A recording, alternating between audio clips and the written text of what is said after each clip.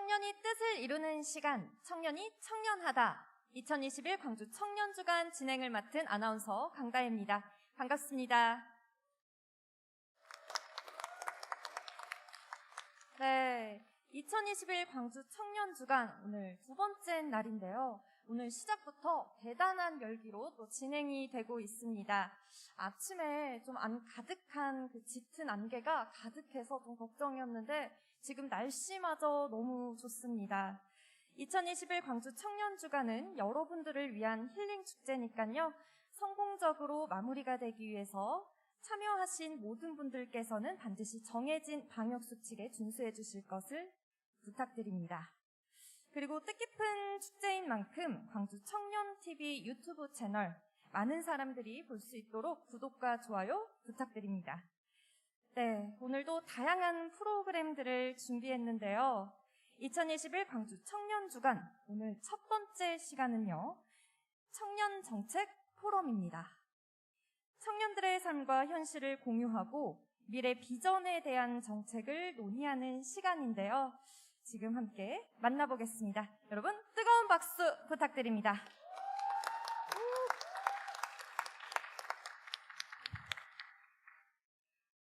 네, 지금부터 광주 청년센터가 광주광역시와 지역 공공정책 플랫폼 광주로와 함께 주최하는 2021 청년주간 청년포럼을 시작하도록 하겠습니다. 저는 오늘 사회를 맡은 광주 청년센터 센터장 백희정입니다. 반갑습니다. 네, 바쁘신 가운데도 포럼에 함께해 주시는 여러분께 진심으로 감사드립니다.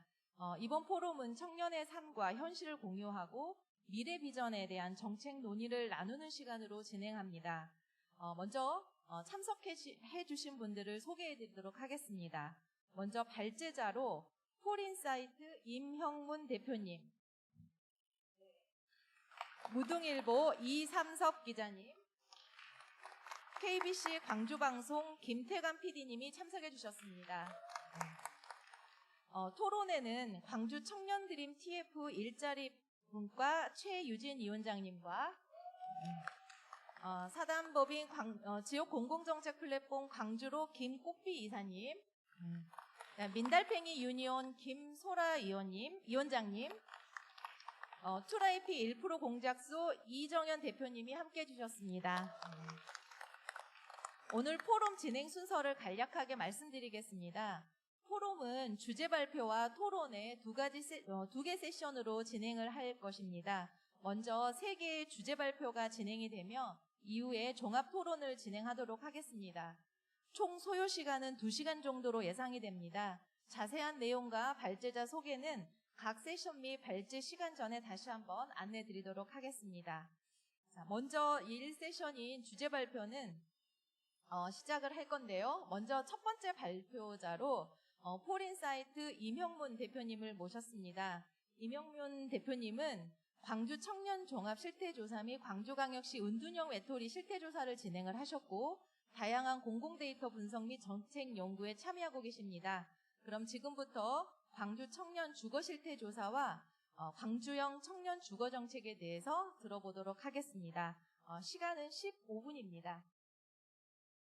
참여하신 분들은 뒤쪽에 있는 화면과 나눠드린 그 자료집을 참고하시면 될 것 같습니다. 네, 안녕하십니까. 방금 소개받은 폴인사이트 대표 임형문입니다. 네, 청년 주거 실태 조사를 저희가 4월에 실시를 했는데요. 오늘 그 청년 주간에 제가 제일 먼저 이 발표를 하게 돼서 굉장히 기쁘고요. 네, 영광입니다. 청년 주거 실태 조사를 실시하게 된 취지를 말씀드리면 광주의 청년들은 과연 어떤 곳에서 어떻게 살고 있을 것인가에 대한 궁금증으로부터 출발을 했다라고 볼 수가 있습니다. 최근에 부동산 가격 폭등으로 인해서 청년들은 내 집 마련의 꿈을 꿈이라도 꿀 수 없게 되어 있는 상황이죠.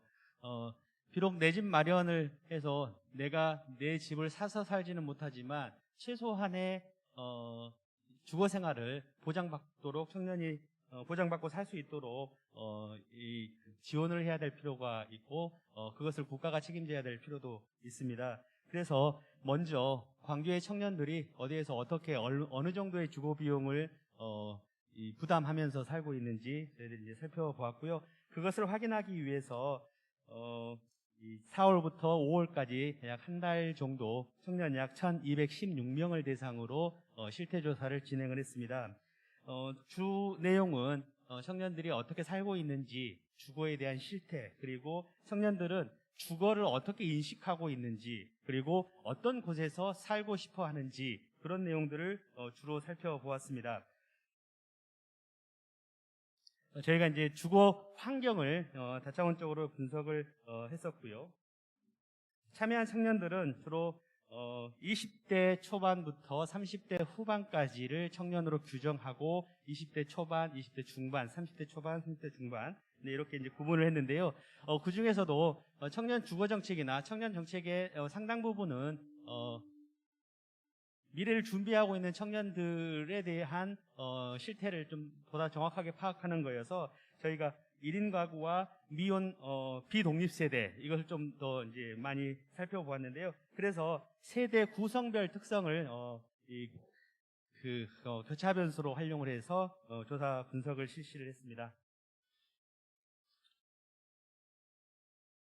자, 그렇다면 이 청년들은 어떤 곳에서 살고 있는지 주거 환경에 대한 내용들을 이제 보면요. 청년들이 죄송합니다. 다시 청년의 주택의 유형에 대해서 먼저 살펴보겠습니다. 청년들이 어떤 곳에서 살고 있는지를 먼저 살펴보았는데요. 전체 청년들 중에서 52.8%는 아파트에 살고 있고 24.2%는 다가구 주택에 살고 있습니다. 아파트에서 52.8%를 살고 있다는 것은 아직 부모님과 함께 살고 있는 청년들의 거주 때문에 이렇게 나타나서 저희가 혼자 살고 있는 청년들 그리고 이 독립해서 살고 있는 청년들, 이래서 1인 가구와 이 미혼 독립 가구 청년들이 어디에 살고 있는지를 좀 분리해서 살펴본 결과 1인 가구 청년들은 52.9%가 다가구 주택에서 살고 있었습니다. 다가구 주택은 원룸, 투룸, 쓰리룸 같은 형태의 주택 형태인데요. 그리고 4.1%가 고시원이나 고시텔에서 살고 있었습니다. 따라서 혼자 살고 있거나 독립해서 아직 결혼하기 전에 청년들은 주로 원룸, 투룸, 쓰리룸 그리고 고시원 이런 데서 절반 이상이 살고 있는 것으로 이제 조사가 됐습니다. 그럼 이제 그런 곳에서 살고 있는 청년들의 주거 환경에 대해 살펴보면 냉난방에 대한 평가로는 사실 이 냉난방이 잘 안 될 경우는 없죠. 그렇지만 최소한 고시원이나 고시텔에 살고 있는 청년들의 경우에는 냉난방이 열악하고 냉난방이 안 되어 있는 곳에서 살고 있는 청년들이 왜 냉난방이 안 됐는지를 보면은 사실 냉난방비가 아까워서 냉난방이 굉장히 어렵다 이렇게 이제 응답한 청년들이 많았습니다. 주거 상태를 살펴보면 전체 청년들의 이 주거 상태에 대해서 예컨대 주거 상태를 채광이나 환기, 위생 상태, 안전성 이렇게 이제 살펴보았는데 이런 것들 측면에서 놓고 보면 전체 청년의 만족도가 62.4점인데 1인 가구 청년들의 만족도는 50점대로 떨어집니다. 그래서 이 다가구 주택에 살고 있는 청년들이나 이 거주 여건이 좋지 않은 곳에 살고 있는 청년들의 거주 환경에 대한 만족도는 비교적 낮은 편이라고 할 수 있습니다. 그래서 주택 상태를 좀 더 입체적으로 분석을 했는데 이게 이제 제가 청년들이 살면서 중요하게 생각하는 것과 그리고 또 지금 살고 있는 곳의 만족스러운 정도를 평가해서 이렇게 사사분면에서 놓고 보았을 때 전체 청년들이 중요하게 중점적으로 개선해야 될 부분으로 방범과 안전성 요인을 들었습니다.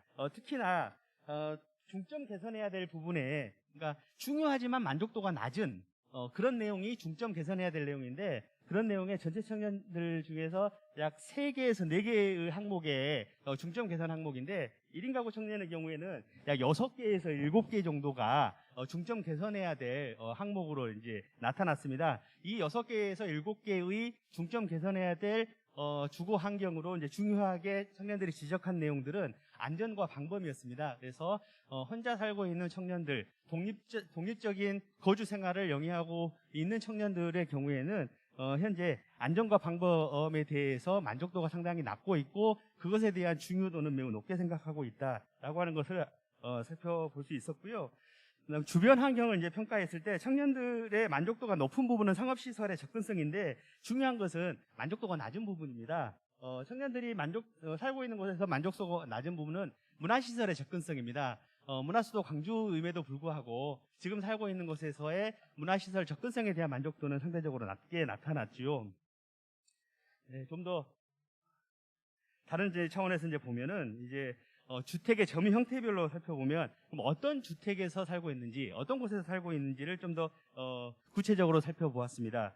전체 청년의 35.7%는 자가 주택에 살고 있었고 35.6%는 보증금 있는 월세에 살고 있었는데요. 앞서 말씀드렸듯이 부모님하고 살고 있는 경우에는 이제 자가 비중이 많기 때문에 상대적으로 자가 비중이 높았지만 1인 가구 청년을 놓고 보면 결과는 확 달라집니다. 1인 가구 청년들은 자가 비중이 2.4% 정도였고 보증금 있는 월세에 살고 있는 청년들이 62.2%였습니다.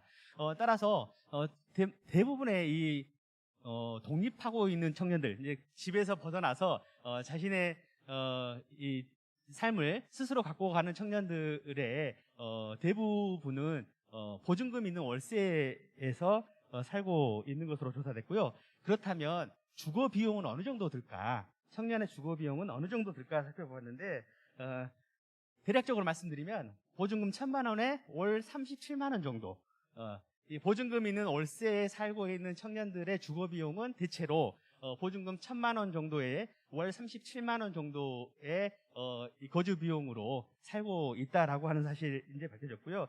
그리고 그 주거 비용을 누가 부담을 하는가 보니까 1인 가구 청년의 60.5%는 본인이 주거 비용을 부담하고 있습니다.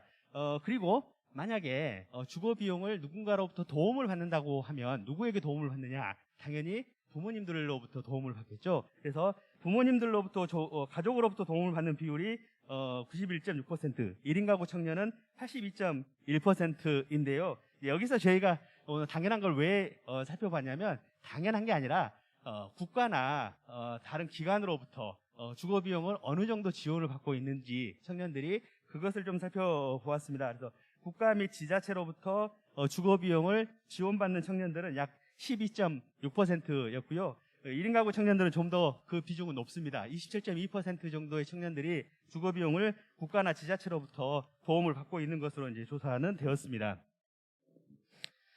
청년들이 주거 비용을 어느 정도 부담스러워하냐면 약 44.6%가 부담스러워하고 1인 가구 청년 같은 경우에는 56.1%가 부담스러워서 절반 이상의 청년들이 주거 비용에 대해서 상당히 부담스러워하고 있다. 그래서 그렇다면 적정 주거 비용은 어느 정도냐? 그러니까 청년들이 생각을 할 때 보증금 1,000만 원에 월세 한 20만 원 정도면 적정하다라고 이제 생각을 하고 있습니다. 다행인 것은 국가에서 청년들 월세 지원 정책을 계속해서 추진해 가고 있는 상황이고 내년이 되면은 이 저소득 청년 가구에 월 20만 원씩 주거 비용을 지원해 줄 거라고 청년 정책에는 이제 그렇게 되어져 있는데 사실 어느 저소득이 아니라 최고 소득이 아닌 청년에게 있어서는 사실 주거 비용이 상당 부분 비용 부담으로 다가온다는 사실을 알 수 있습니다. 그러면 청년들이 이제 이사를 자주 다니는데요. 이사를 가는 목적은 이전보다 좀 더 나은 곳으로 가는 게 청년들이 이사를 가는 이유입니다. 그래서 이사를 가는 이유를 이제 몇 가지로 살펴보았는데 청년들은 계약이 만료됐거나 학교나 직장 때문, 그리고 높은 집값 때문에, 그리고 시설이 낙후돼서 경제적인 여건 때문에 이사를 가는 것으로 이렇게 조사가 됐습니다. 그래서 청년들이 이제 이사를 다니면서 뭔가 어려움이 있을 수 있잖아요. 그래서 그런 어려움이 어떤 어려움이 있는지를 이제 봤습니다. 그래서 청년들이 이사를 다니면서 예컨대 이제 임차인으로서 겪은 어려움을 살펴보면 도배, 장판, 거체 등 기타 수리 비용을 부담한 적이 있다. 일반적으로 이제 집 수리 비용은 집 주인이 부담을 해야 되는데 임대인이 부담을 해야 되는데 청년들은 이제 뭔가 좀 고쳐야 될 게 있으면 본인들이 이제 부담해야 되는 줄 알고 그렇게 했다거나 혹은 이 주택과 관련해서, 거주와 관련해서 건축물 대장이나 등기부 등본 이런 것 같은 서류 안내를 꼼꼼하게 받지 못했다. 그래서 이제 이런 어려움들이 청년들이 가장 많이 호소한 어려움이었는데요. 이런 것들이 이제 저희 그 광주광역시나 지자체나 중앙정부에서 청년들의 주거 정책을 수립할 때 중요하게 청년들이 당연히 그 확인해야 될 집을 구하면서 이사를 다니면서 그리고 임차인으로 살면서 당연히 받아야 될 권리와 당연히 확인해야 할 내용들을 꼼꼼하게 확인하지 못한다. 그것은 정보의 부족과 내가 이렇게 임대인에게 그런 것을 요구했을 때 들어주지 않는 그런 부당한 대우를 당할 가능성이 있다는 사실이 이제 조사 결과 나타났습니다. 넘어가겠습니다. 자, 이제는 청년들이 주거에 대해서 어떻게 생각을 하는지 주거에 대한 가치관과 주거 정책에 대한 인지도를 한번 보겠습니다. 우리 청년들은 집을 어떻게 생각을 할까요? 예컨대 일터 외 집에서 조용하게 일하는 것이 효율적이냐, 공공장소에서 일하거나 공부를 하는 것이 효율적이냐, 카페나 공공장소에서. 많은 청년들은 카페에서 지금 공부를 하거나 일을 하거나 이제 하는 경우도 있지만 조사 결과는 거의 비슷했습니다. 이 두 가지 정도는 비슷했는데요. 그 다음에 이제 혼자 식사를 하거나 차를 마실 때 집에서 마시는 것을 선호하느냐 아니면 식당이나 카페에 가는 것을 선호하느냐라는 질문에는 압도적으로 혼자 식사를 하거나 차를 마시는데도 집을 선호했고, 그리고 물건을 렌트하는 것보다 소유하는 것을 더 선호하고 있었습니다. 그리고 공동주택 거주 시 나만의 공간이 넓은 것을 더 선호했습니다. 예컨대 공동주택 같은 경우에 공동 치사시설이랄지 공동 샤워시설이랄지 뭐 이런 게 있는 것보다는 나만의 공간이 넓은 곳, 이런 곳을 이제 더 선호했었고요. 그래서 청년들은 집을 사실 자신들만의 생활 공간으로서 갖고 싶어 한다는 욕구를 강하게, 이 조사 결과 그런 욕구들이 강하게 나타났습니다. 그것을 좀 더 구체적으로 살펴보면, 좀 더 구체적으로 살펴보면 주거 관련된 가치관에서 집은 보안과 프라이버시가 중요하다. 그리고 집은 나의 취향과 개성을 표현하는 공간이다. 이런 측면에 있어서 개인적인 생활과 나만의 프라이버시, 나만의 생활 공간이라는 측면에서는 청년들의 굉장히 대다수의 청년들이 여기에는 공감을 했는데, 예컨대 이웃과의 커뮤니케이션 형성이 중요하다와 같은 공동생활과 관련된 부분들은 과거와는 달리 지금의 청년들은 되게 이런 부분에 있어서 선호도는 상대적으로 높지 않게 나타났고요. 그리고 집은 잠만 자는 공간으로 집에 돈 쓸 필요는 없다, 이런 측면이나 집은 거주지보다 투자 가치가 더 중요하다, 그리고 재테크는 주로 부동산으로 한다, 이런 것에 대해서 청년들은 굉장히 부정적으로 생각을 하고 있었습니다. 그래서 이 결과는 청년들은 집을 투자 가치나 집을 사가지고 돈을 불려야 되겠다, 이런 것들보다는 나만이 공간, 내가 편하게 생활할 수 있는 그런 공간으로서 집을 인식하고 있는 것으로 이제 확인할 수 있었습니다. 자, 이제 끝으로 청년들이 이제 주거 정책에 대한 국가나 광주광역시 지방자치단체에서 청년들의 주거 생활을 위한 주거 정책들을 이제 추진하는데요. 굉장히 많은 주거 정책들이 있습니다. 예컨대 주택 청약 저축 같은 경우는 대부분 사람들이 다 알고 있는 정책이죠. LH공사가 주로 주거 정책을 많이 하고 그것을 이제 국가랑 매칭해서 하는 여러 사업들이 있습니다. 예컨대 청년 주택 청약, 청년 전세 임대, 행복주택, 청년 신혼부부 매입 임대, 그리고 청년 전용 버팀목 전세자금 대출, 이렇게 청년들이 집을 사거나 전세를 하거나 신혼부부에게 혜택을 주는 정책들이 굉장히 많은데, 여기에서 이제 주목할 내용들은 이러한 정책에 대해서 상당히 많은 청년들이 인지하고 있다는 겁니다. 예컨대 청년 주택 청약 같은 경우에는 76.8%의 청년들이 1인 가구의 76.8%, 정체 청년의 77.5%가 이 정책에 대해서는 다 알고 있었습니다.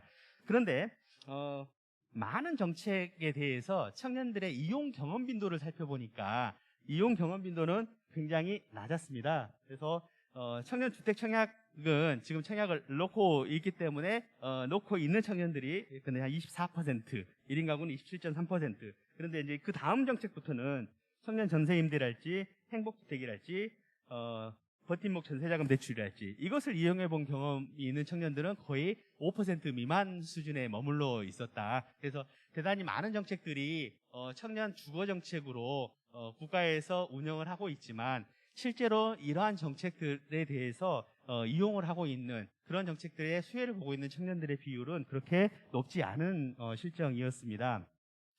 자, 이렇게 이제 청년들이 어떻게 살고 있으며 청년들이 주거 공간을 어떻게 인식하고 있고 국가가 추진하고 있는 청년 주거 정책에 대해서 그 현황들을 살펴보았습니다. 이 현황들을 토대로 저희가 이제 청년 주거 정책에 대한 제언을 몇 가지 드리자면 청년들은 집을 자산 증식의 수단이 아닌 안정적이고 편리한 생활 영위를 위한 공간으로 인식하고 있고 그렇게 살 수 있기를 바라고 있습니다. 그래서 공동 및 커뮤니티보다는 사적인 공간, 집에서만큼은 편안하게 내가 쉬고 일하고 공부할 수 있는 그런 공간으로 인지하고 있어서 그런 공간에서 청년들이 살기 위해서는 이게 이제 거주권이라고 하죠.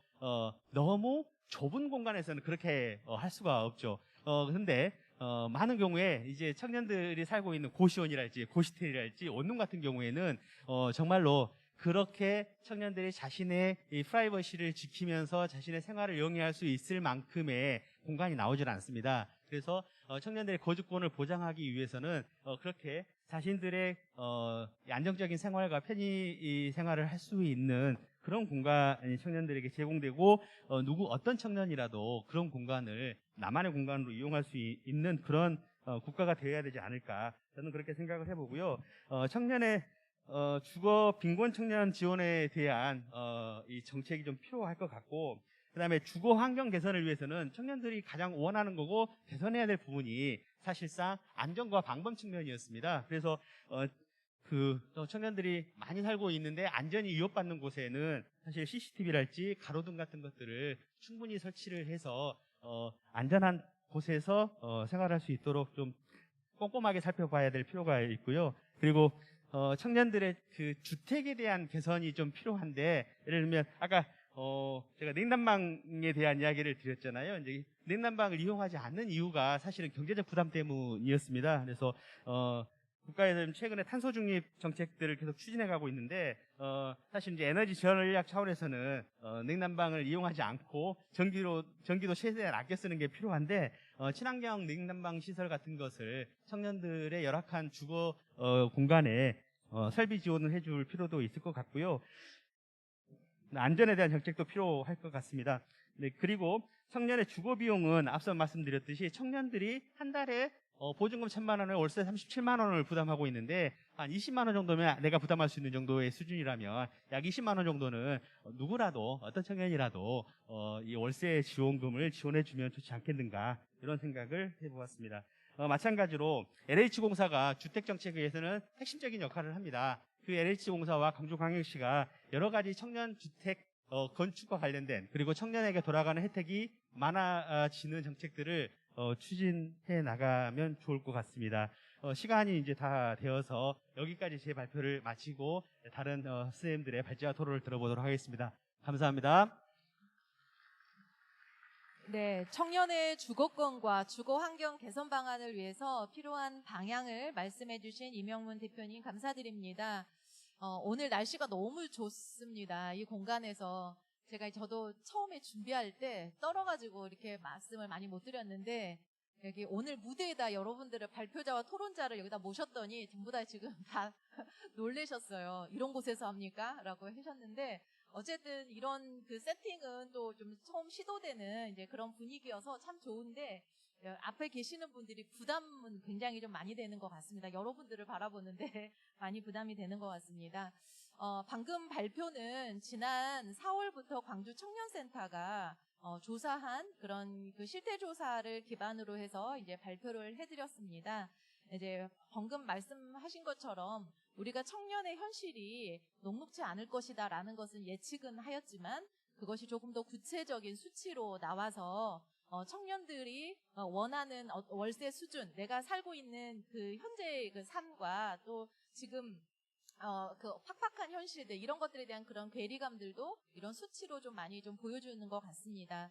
오늘도 제가 이제 여기 아침에 오다 보니까 광주시는 청년과 신혼부부를 위해서 평생주택과 누구나 집 정책이라고 하는 것들도 발표도 하셨고 이제 그 부분에 대한 굉장히 많은 관심도 가지고 있는 것도 사실입니다. 또 이제 문화와 관련한 부분들도 조금 이제 말씀을 나눠주셨는데요. 오늘 이 발표들이 다 비슷하게 연관이 되어 있습니다. 꼭 이게 주거 정책과 그 다음에 이제 뭐 소멸 보고서 좀 있으면 발표할 건데 이게 떨어져 있는 게 아니라 아마 같은 맥락에서 이게 연결시킬 수 있을 거라고 생각이 듭니다. 자, 그러면은 두 번째 발표를 진행을 하겠습니다. 이게 원래 지금 우리 이삼석 기자님 엄청 떨으셨어요. 많이 떠셨어요. 사실은 이제 그 기자님을 안 지 얼마 되지는 않았는데 이런 경험들이 많이 없으시답니다. 그런데 요즘에 너무 핫한 기사를 많이 쓰셔가지고 아마 이런 자리를 많이 불려나간 걸로 알고 있어요. 그래서 지금 어느 정도는 익숙해지지 않았나라는 생각이 듭니다. 청년의 목소리를 담아서 저희가 청년 소멸 보고서를 무등일보와 지역 공공정책 플랫폼 광주로가 공동 기획을 했습니다. 저희가 기획은 같이 했지만 모든 내용들이나 이런 부분에 있어서는 이제 여기 나와주신 이삼석 기자님이 굉장히 많은 이제 수고를 해주셨습니다. 그래서 청년 정책에 대해서 많은 이제 화두를 던져주시고 같이 이제 그동안에 진행했던 청년 소멸 보고서를 통해서 본 지속 가능한 광주라고 하는 도시의 조건은 어떤 것이 돼야 되는 것인지에 대해서 15분 동안 발표해 주시겠습니다. 이삼석 기자님을 큰 박수로 맞이해 주시기 바랍니다.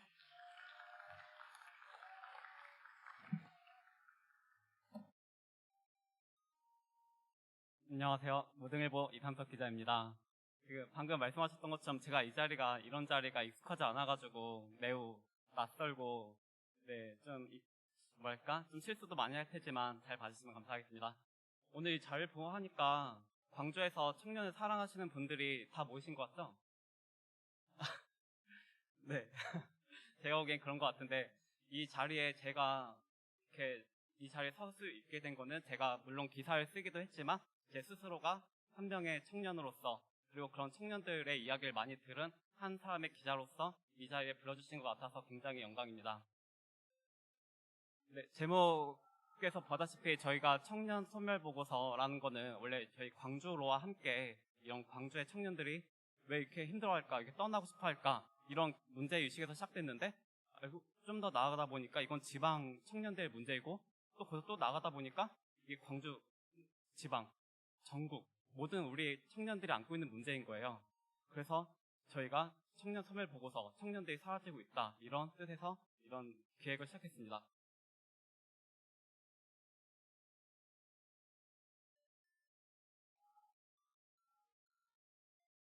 네, 사실 제가 오늘 이제 던질 세 가지 주제는 청년 소멸 보고서, 광주 청년 소멸 보고서, 그리고 공간이 복지다 이 큰 세 가지인데요. 사실 이 청년 소멸, 그러니까 청년이 살기 힘들어하는 문제는 사실 양극화, 저성장으로 인한 계급 문화 이런 게 가장 크겠죠. 그렇지만 그럼에도 불구하고 또 이제 광주에는 또 광주 청년들만의 광주라는 공간의 문제가 있을 수도 있고요. 저는 그런 점에서 이런 광주의 청년 정책, 이런 광주시가 이런 청년들의 이런 양극화를 극적으로 해결해 주지는 못하지만 이런 공간을 청년들이 살만한, 청년들이 있고 싶은 공간을 제공할 수 있다는 측면, 그걸 청년 복지라는 측면에서 이런 아젠다를 제시하고자 합니다. 사실 요즘 청년 문제 이야기 많이 나오는데 저는 이런 이야기 나올 때 게임에 비유하는 습관이 생겼어요. 여러분 혹시 육성 게임 좀 해보셨을까요? 저희가 흔히 알고 있는 리니지나 와우 이런 건 육성 게임이죠. 처음 게임이 시작돼요. 그럼 모두가 레벨 1이에요. 모두가 다 주먹으로 사슴 잡고 토끼 잡고 모두가 행복하죠. 누구나 다 노력한 만큼 레벨을 이뤄내고 그 다음 자산이 축적되는 거, 그건 정말 정직하거든요. 근데 문제는 게임이 1년 지나고 2년 지나고 3년 지나고 그렇게 되면 이제 신규 유저들은 어떻게 돼요? 힘들죠. 이제 옛날 처음 게임 시작했을 때는 뭐 주먹으로 때려서 한 10마리만 잡으면 뭐 옷도 사고 아이템도 사고 할 수 있어요.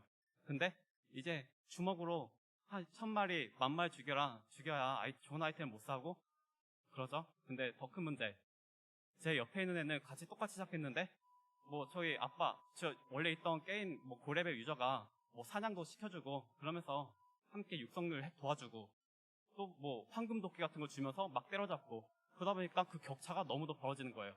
그러면 뉴비, 그러니까 새로 들어온 신규 유저는 어떻게 해야 되죠? 그 게임을 접어요.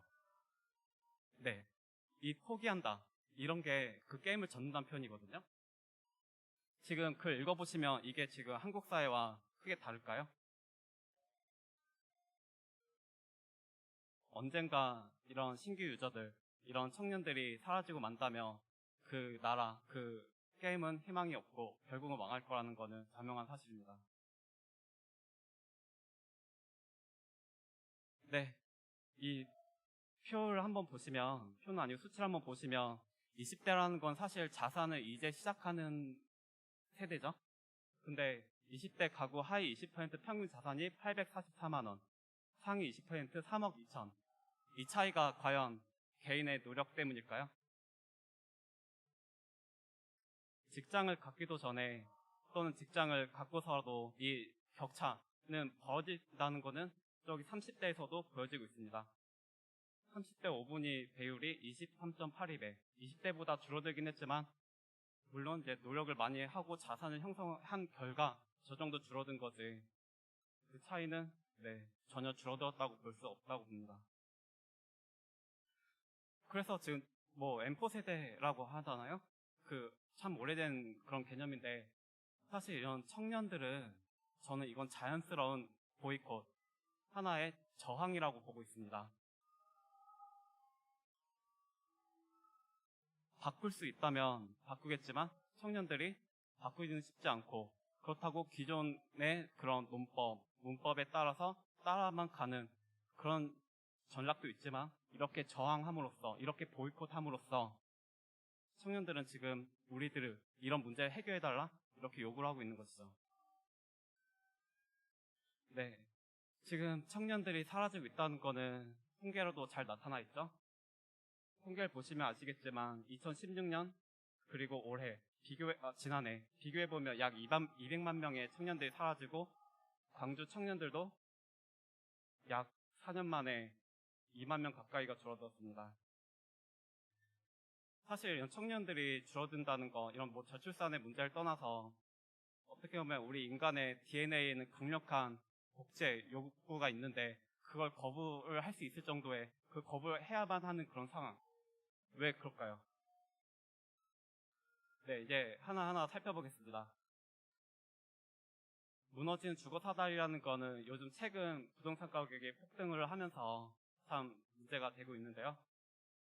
사실 제일 큰 문제는 이런 노동소득이 이런 부동산으로 대표되는 자산이 증가하는 속도를 따라가지 못한다고 하는 거죠. 특히 2008년 이후 전 세계 인플레이션, 그러니까 무한적인 양적 완화로 인해서 지금 청년들은 갈수록 더 고통을 받고 있는 상황이죠. 그런 상황에서 청년들은 노동으로 이런 집을 살 수 있다는 희망 가질 수 있을까요? 하지만 더 청년들이 좌절감 이런 걸 느끼는 거는 아까 말씀드렸던 것처럼 이런 청년들의 계급 문화가 큰 문제죠. 저는 이렇게 열심히 10년 일해도 집을 사지 못하는데 옆에 있는 다른 친구들은 집을 부모님이 주셨다. 그게 몇 년 만에 2억이 올랐다. 2배가 올랐다. 이런 청년들은 어떻게 해야 될까요? 코인을 해야죠. 그러니까 청년들이 코인을 하는 거예요. 이 격차를 따라잡을 거는 한방 코인이란 것밖에 없다는 거예요. 근데 문제는 이 코인판조차, 이 코인 시장이 거품이 꺼질 때 이 흑수저 라고 불리는 이런 자산 격차가 더 커질 수 있다는 거죠. 예를 들어서 원래부터 부가 있었던 부모에게 혹은 누군가에게 부가 있었던 분들은 이런 코인이 버블이 꺼지더라도 큰 타격이 없겠지만, 혹은 올라갈 때는 더 큰 소득을 얻고요. 하지만 이 거품이 꺼진다면 결국 전 재산을 탕진하는 건 이런 흑수저라고 불리는 이런 다수의 청년들이겠죠. 그래서 지금 이런 청년들이, 이런 기성세대들이 저희 청년, 코인하는 청년들 바라보면서 했던 그런 뭐 코인 그런 거 가치도 없는 거 왜 하니, 도박이다, 이렇게 말을 하고 있지만 사실 청년들이 보기에는 부동산을 투기로 이용해서 돈을 버는 그들이나 우리나 큰 차이가 없다는 거죠. 그러니까 내로남불이란 이야기가 나오는 거고요.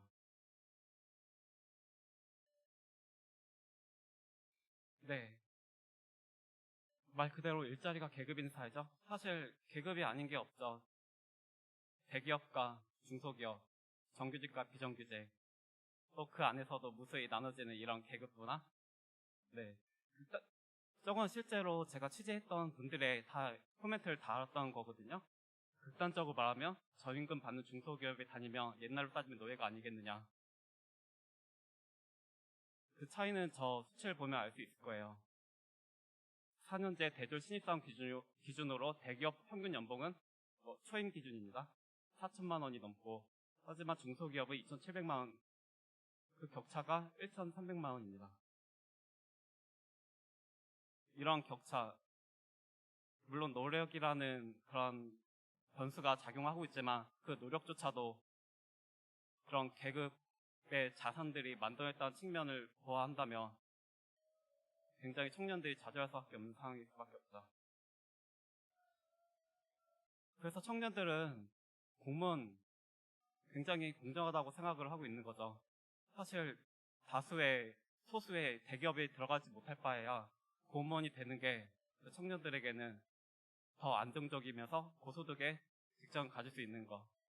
사실 이런 정부 혹은 이런 국가는 이런 소수가 아닌 다수의 중소기업이 열악한 상황, 이런 이중 노동시장 구조, 이걸 깨트리지 않고서는 이런 청년들이 공무원에 매달리는 상황을 극복할 수 없을 거라 생각합니다. 실제 여기 김대성 광주전환연구원 위원님이 하신 말씀도 다 마찬가지로 이런 이런 계급 분화한 이런 노동시장 구조를 깨트리지 않고서는 이런 청년들의 이런 소멸을 막을 수 없다는 말입니다. 이거는 아까 앞서서 발제를 해주셨던 분과 마찬가지 이야기인데, 지금 이 도시를 장악하고 있는 다 덮고 있는 이런 원룸에서 살 수밖에 없는 이런 청년들의 현실, 이런 원룸에서 살면서 청년들이 희망과 더 진취적인 이런 국가의 비전을 가지고 할 수 있을까요? 네, 이 창업 또한 제가 하고 있는 것들은 제 청년 소멸 보고서의 하나의 그런 섹션들, 카테고리들을 지금 소개하고 있는 거고요. 이런 창업조차도 일반 청년이 창업을 하려면 30살이 보통 넘어야 돼요. 자산을 모으고 그 자산을 전부 쏟아내야 창업을 할 수 있는 반면, 20살이 돼서 바로 부모 찬스라고 하는, 혹은 그런 유무형의 그런 네트워크로 인한 그런 창업이 격차가 발생을 하죠. 그래서 현실의 대부분 청년들은 창업을 하라는 그런 사회 분위기가 아마 원망스러울 거예요. 청년 정치인 실종.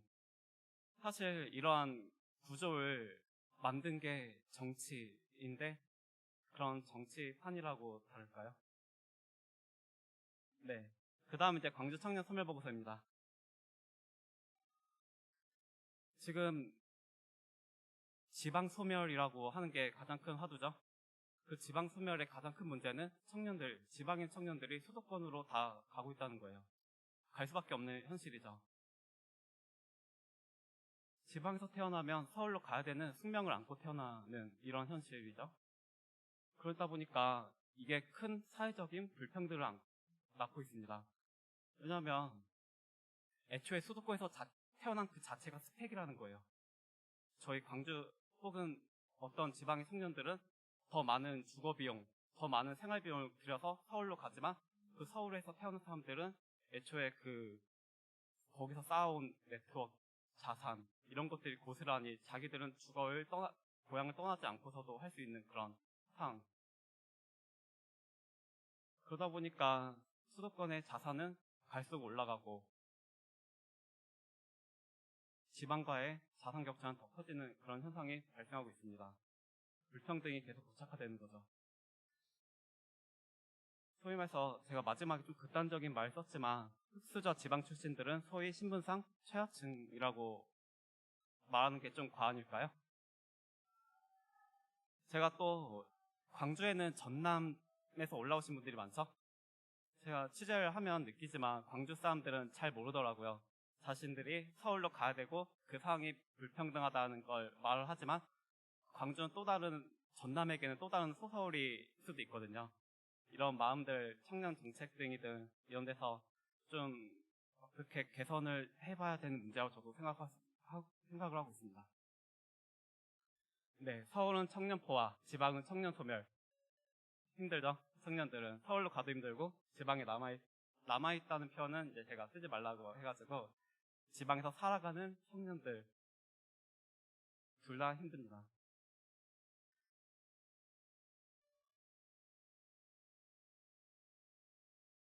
특히 광주 전남의 인구 유출은 심각하죠. 지금 제가 너무 느리게 발표했죠? 네, 시간이 초과돼가지고 네, 제가 마음이 너무 급한데 큰일 났다. 빨리 할게요. 광주, 탈광주가 심각하다는 기사를 썼는데 어떤 분이 탈광주 심각하지 않다. 이게 순 이동률로만 보면 뭐 부산과 함께 광역시 중에서는 최저다 이렇게 말을 하는데 거기에는 함정이 있죠. 광주는 전남으로 안 갑니다. 작년에 광주 6,000명 중에서 4,000명은 서울, 2,000명은 충청권으로 갔어요. 반면에 부산은 경남으로 가고 대구는 경북으로 가고 대전은 세종, 충청, 충남 이쪽으로 가죠. 그렇기 때문에 사실상 광주가 최하라고 보셔도 맞습니다. 네, 빨리 진행하도록 하겠습니다. 지금 이거 좀 여기 광주시 청년 정책과 기장님도 계셔가지고 담당관님도 계셔가지고 죄송한 말이지만 청년이 불행한 광주라고 했을 때 그 행복한 삶을 위한 요건을 갖췄는지 물은 결과 그렇지 않다고 하는 게 전국 평균만 높고 자살률도 높아요. 한 번쯤 생각해봐야 할 문제라 생각합니다. 그렇다면 광주 아까 처음에 제시했던 것처럼 그럼 광주는 우리 광주에 살아가는 이런 청년들에게 해줄 수 있는 거 사실 보조금 얼마 주는 거? 그렇죠. 하지만 근본적으로 다수의 청년들이 이 광주라는 이 공간에서 살아갈 만한 공간이다라고 느낄 수 있도록 하는 거 저는 그걸 주장하고 싶습니다. 광주에 정치인들 참 많이 오죠. 광주의 정치인분들도 항상 하시는 말씀이 광주 정신을 말씀하시죠. 저는 주거정의가 광주 정신이다 라고 말씀을 드리고 싶습니다. 이건 앞서서 말씀이 나왔기 때문에 넘어갈게요. 네, 과감한 양질의 주택. 정말 과감하다, 오버한다 싶을 정도로 해야 된다고 생각합니다. 실제 광주의 임대주택 비율은 10%밖에 안 되고 사실상 좋은 임대주택은 그 임대주택 수는 더 적을 거라고 예상이 되고 있는데요. 그런 점에서 광주형 일자리, 최소 면적이 12평이 이 광주형 일자리에 버금가는 주택을 늘려야 되고 광주형 평생주택, 이런 살고 싶은 주택을 늘려야 된다고 생각합니다. 최근에 대형 복합 쇼핑몰 논란이 많았죠? 사실 이걸 정말 이런 치기에 어린 투정으로 봐야 되냐? 저는 이게 공간 복지라고 생각합니다. 다른 지역에서는 누릴 수 있는 그런 공간 복지를 왜 우리 광주 전남에서만 누리지 못하느냐? 청년들의 박탈감, 불만 이런 걸 그냥 넘어가서는 청년들에게 좀 광주에 살고 싶어하는 마음을 들게 할 수 있을까요? 테마파크 유원지 30년 전 그대로라는 이런 것들도 다 같은 맥락에서입니다. 네, 광주 청년들은 그런 놀 공간에 목마릅니다. 자세한 거는 읽어주시고요. 네, 광주가 살고 싶은 도시가 되려면 어떻게 되냐?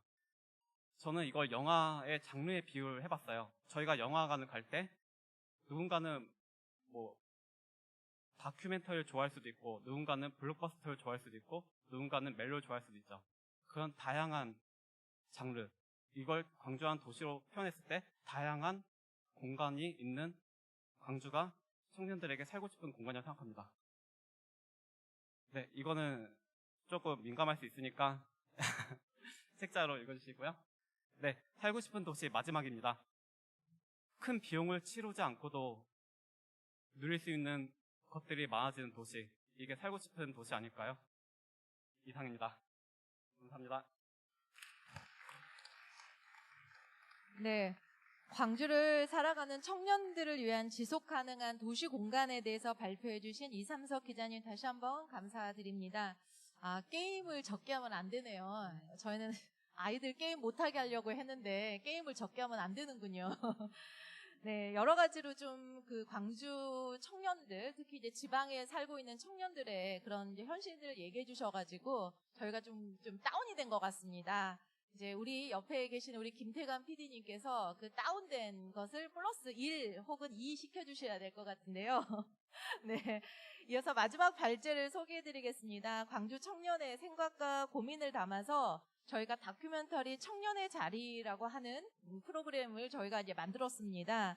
이 과정을 통해서 지역 청년에게 필요한 환경이 무엇인지 같이 고민해주신 KBC 광주방송의 김태관 PD님께서 발표를 해주시겠습니다.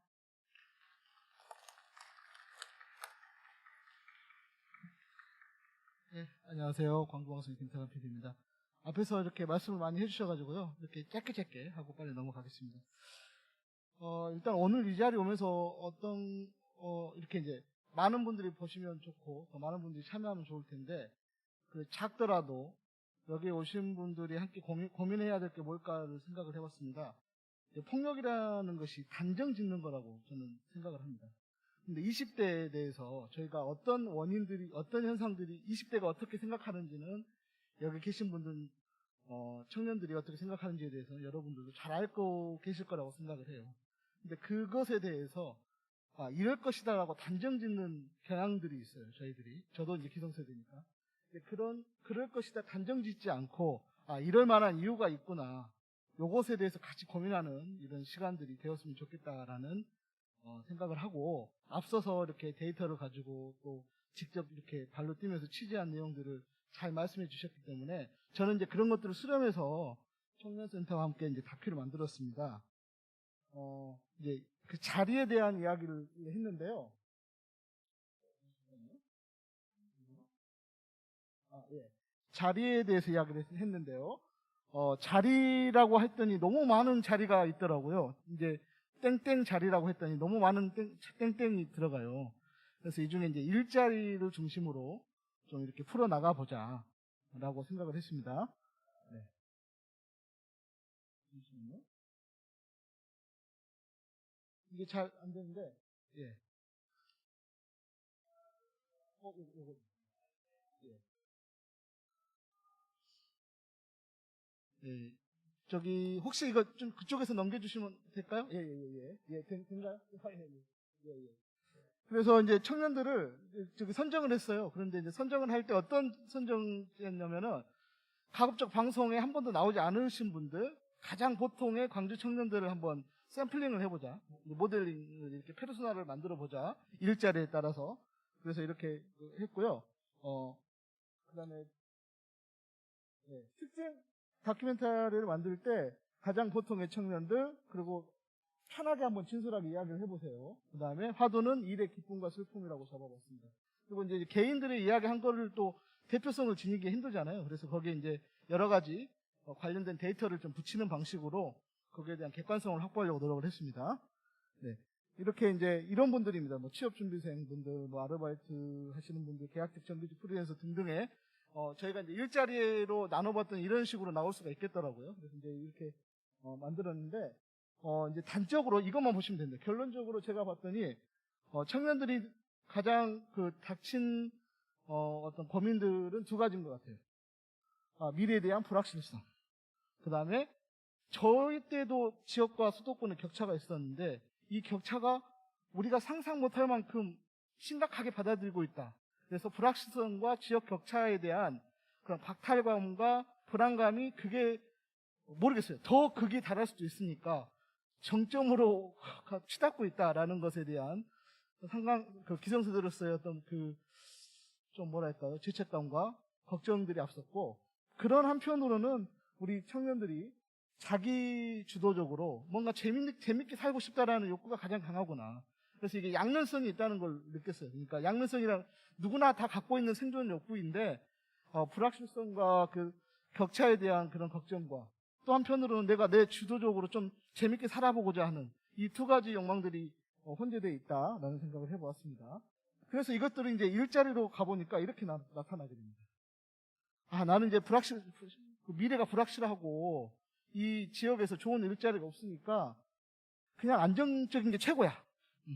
다 필요 없어. 내 적성이고 뭐가 다 필요 없고 그냥 안정적인 자리를 일단 가자라는 게 있고요. 또 한편으로는 그런데 나는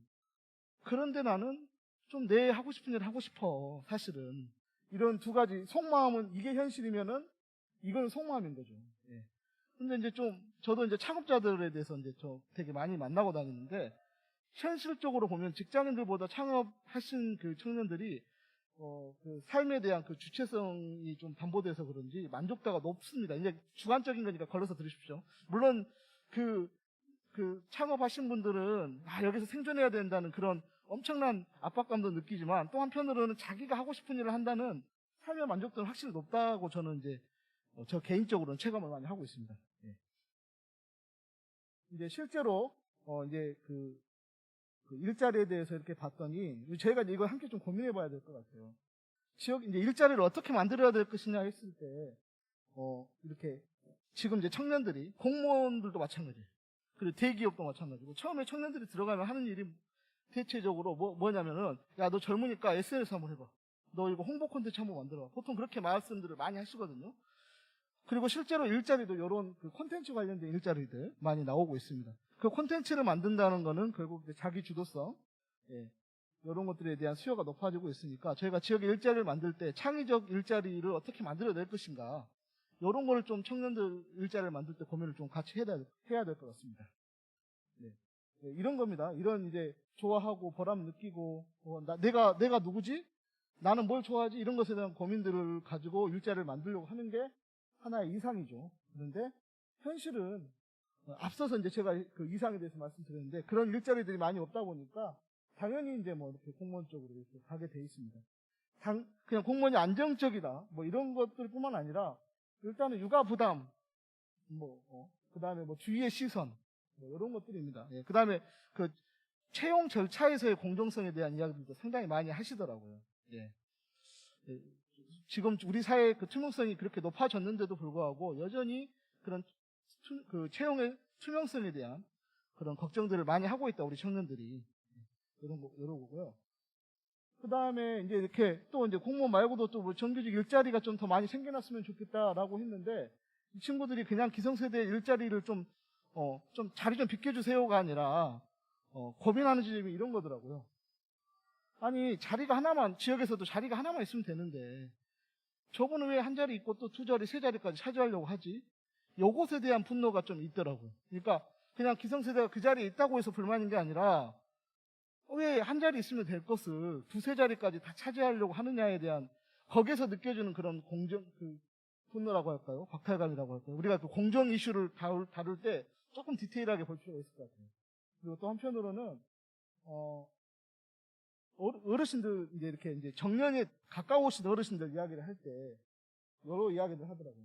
그러니까 그냥 그 사람들이 자리를 어떻게 내어주겠어요? 그분들도 먹고 살아야 되는데. 제가 봐도 그 청년들의 이야기입니다. 그러니까 플랜 B가 없으니까 플랜 B가 없고 그다음에 이제 그러니까 내가 A 사이드가 있고 주로 하는 A 사이드가 있고 또 B 사이드가 있으면은 B 사이드가 좀 활성화되면은 조금 더 유연하게 그분들도 빨리 좀 정년도 은퇴하고 막 이렇게 다른 일도 할 텐데 이게 없으니까 그러는 거 아니냐. 그래서 그런 부분에 대한 좀 우리가 청년 정책을 할 때 기성세대에 대해서 이런 플랜 B, 엔잡너 이런 일자리 나누기, 겸직 허용 이런 것들에 대한 고민들도 같이 사실은 이루어져야 된다는 생각을 했습니다. 어떻게 보면 사회가 유기적으로 구성되어 있잖아요. 청년의 문제를 청년으로만 국한되면은 결국 그게 해결이 어렵다라는 생각을 해봤고요. 청년들이 이제 노력하지 않는다 이런 이야기들 많이 하잖아요. 근데 이제 이러더라고요. 주 5일제에서 주 4일제 이렇게 가는 거는 어떻게 보면 그 사회가 진보함에 따라서 당연한 요구 아니냐. 그리고 그에 따라서 더 일자리가 많이 창출되는 거 아니냐. 그런데 이거를 노력하지 않는다라고 단정짓는 것에 대한 불만들이 좀 있었고요. 예. 또 청년들이 개인주의, 저는 이 말에 진짜 되게 뼈때렸거든요. 일할 때는 개인주의적으로 다 한다 이거예요. 공직사회든 어디든 간에. 그런데 갑자기 회식만 하면은, 우리 공동체 의식을, 그러니까 개인한테 야, 너 잘못했으니까 네가 책임져야지. 되게 이렇게 연대 의식이 이제 책임을 물을 때는 정확하게 개인에게 물으면서 갑자기 회식 자리에 가면, 야, 우리는 하나야. 이것에 대해서 완전 되게 뼈때리는 이야기였어요. 그러니까 이게 저기 인터뷰 중에 한 분이 이런 말을 했어요. 아니, 부장님 점심을 우리 그 팀의 단합을 위해서 점심을 같이 먹는 게 아니라 부장님 식사할 자리가 없으니까 우리가 같이 먹어주는 거 아니냐. 이렇게 인식을 하고 있는 거예요. 그러니까 그것의 깊이는 이 청년들이 뭐 개인주의적인 이것도 있겠죠. 물론 성향이. 근데 그것보다는 아니 같이 이렇게 공동체주의라면은 일할 때도 좀 감싸주고 혹은 또 같이 책임져주기도 하고 이래야 되는데 그럴 때는 또 냉정하게 개인주의적으로 야 네가 알아서 해야지 네가 책임져야지 해놓고 회식할 때는 야 공동체 이렇게 야 우리는 하나야 이렇게 하는 것에 대해서 이런 그런 권위적이고 이기적 행태에 대해서 좀 냉소를 보이고 있더라. 으쌰으쌰 한번 해야지 이 말에 되게 막 빵 터졌거든요. 이런 말 좀 우리가 좀 자제를 해야 되겠더라고요. 그 다음에 이제 청년들이 이제 떠나는 광주에 대한 이야기들 많이 나오죠. 앞서 이제 이야기는 다 해주셨고, 저도 그 기사를 많이 참고를 했습니다.